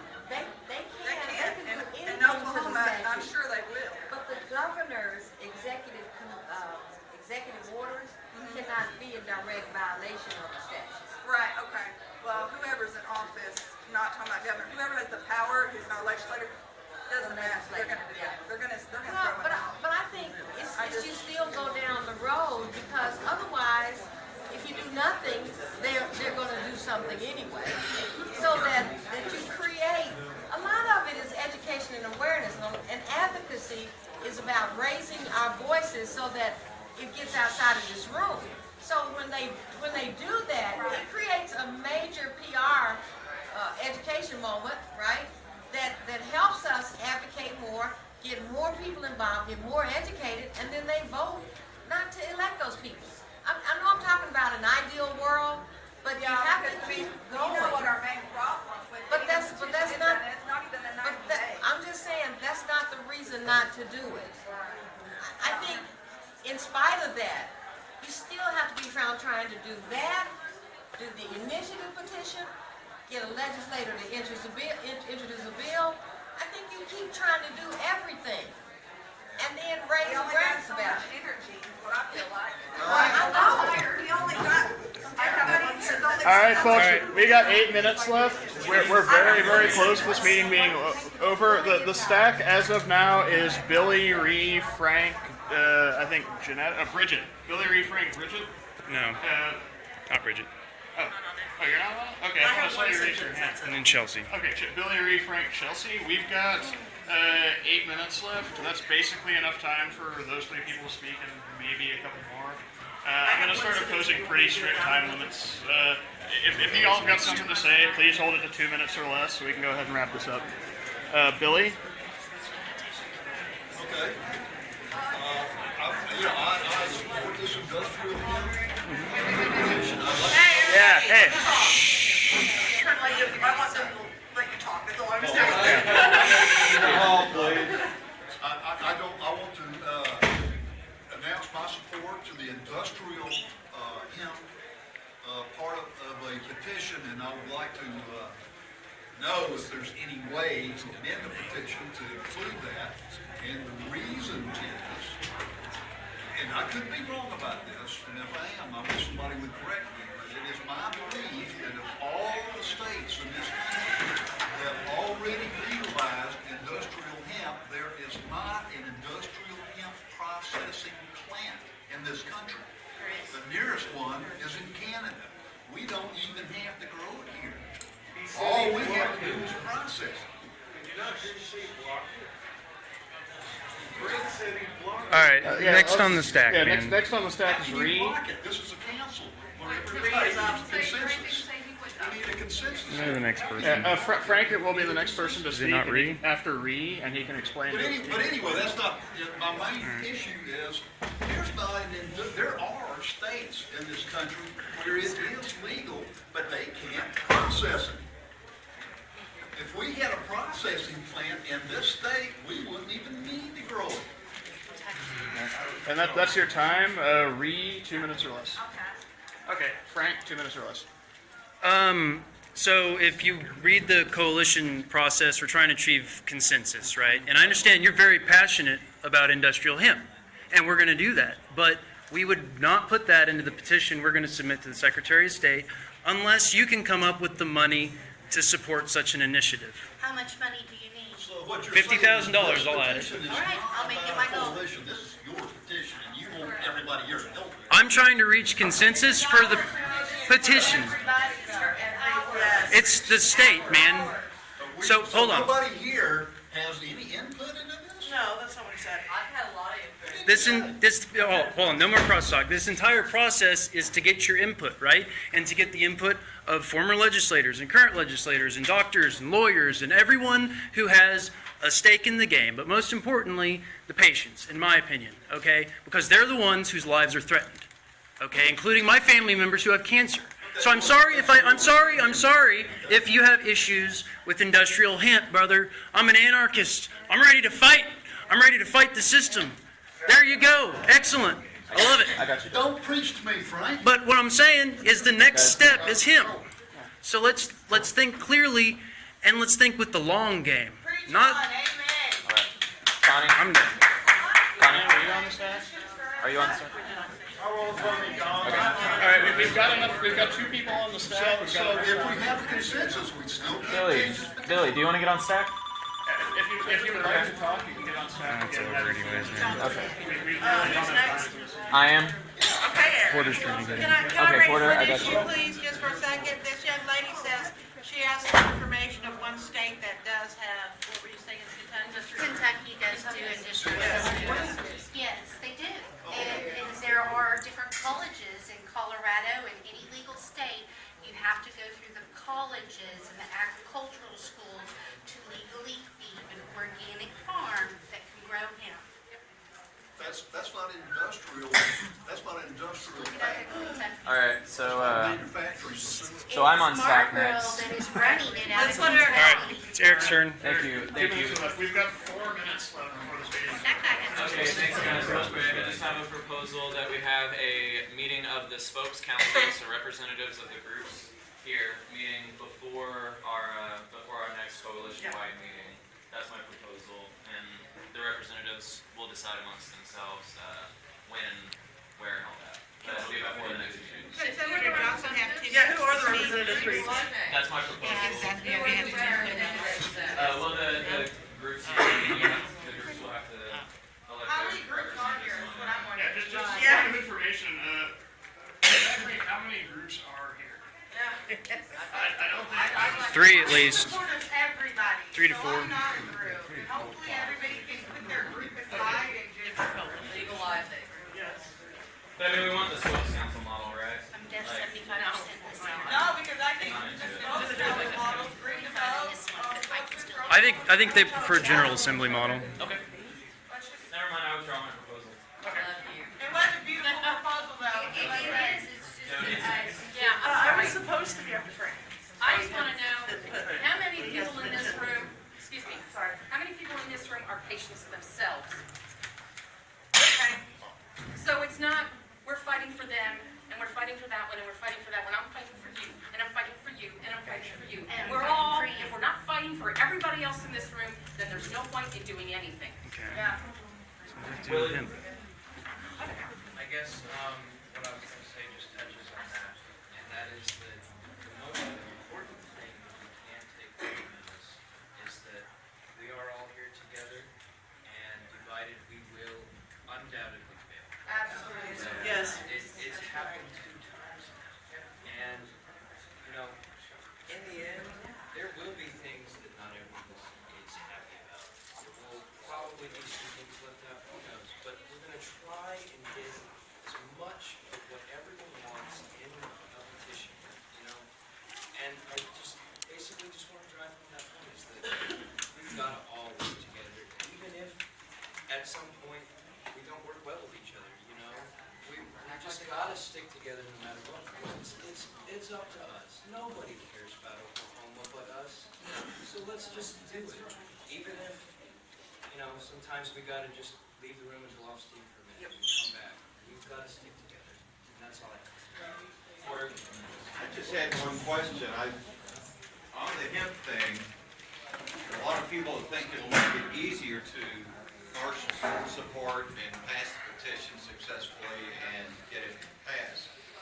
Evidently, there's an argument that it will make it harder, and I just wish you'd share with the people here what that argument is.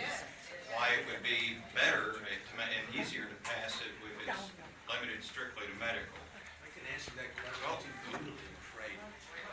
If you go to my website, www.reefermadnessmuseum.org, Reefer Madness Museum, you go down and click on the Oklahoma sign.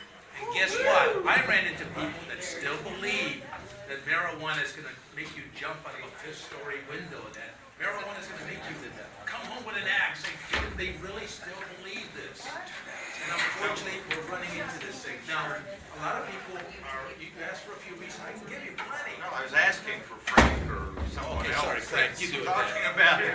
I'd like to know the reason. Here's my issue. What? Please, quiet for Frank. I was just gonna say, all right, we're all right. In Florida, they had a petition for medical marijuana, right? They got it on the ballot, then they lost. They had to get a supermajority. That's hard. But at the same time, the opposition dropped $20 million to fight that. TV ads. Do you have $20 million laying around to fight the opposition? Because I don't. We don't have $20 million. We have. Huh? No, that was just medical. I'm not. And we're talking about bringing hemp and medical marijuana together. So not just the pharmaceutical companies, not just the prison industrial complex, but now we're going up against people, the textile farmers, and all these, DuPonts. You got your plastics companies. You got all these new enemies we're stirring up. And I want hemp too, but I want to get medical passed so we can save lives today and then deal with that later. If we do it in steps instead of thinking we've got one petition to do everything with, then we only stir up pharmaceutical companies and prison industrial complex at this step. Medical marijuana decriminalized.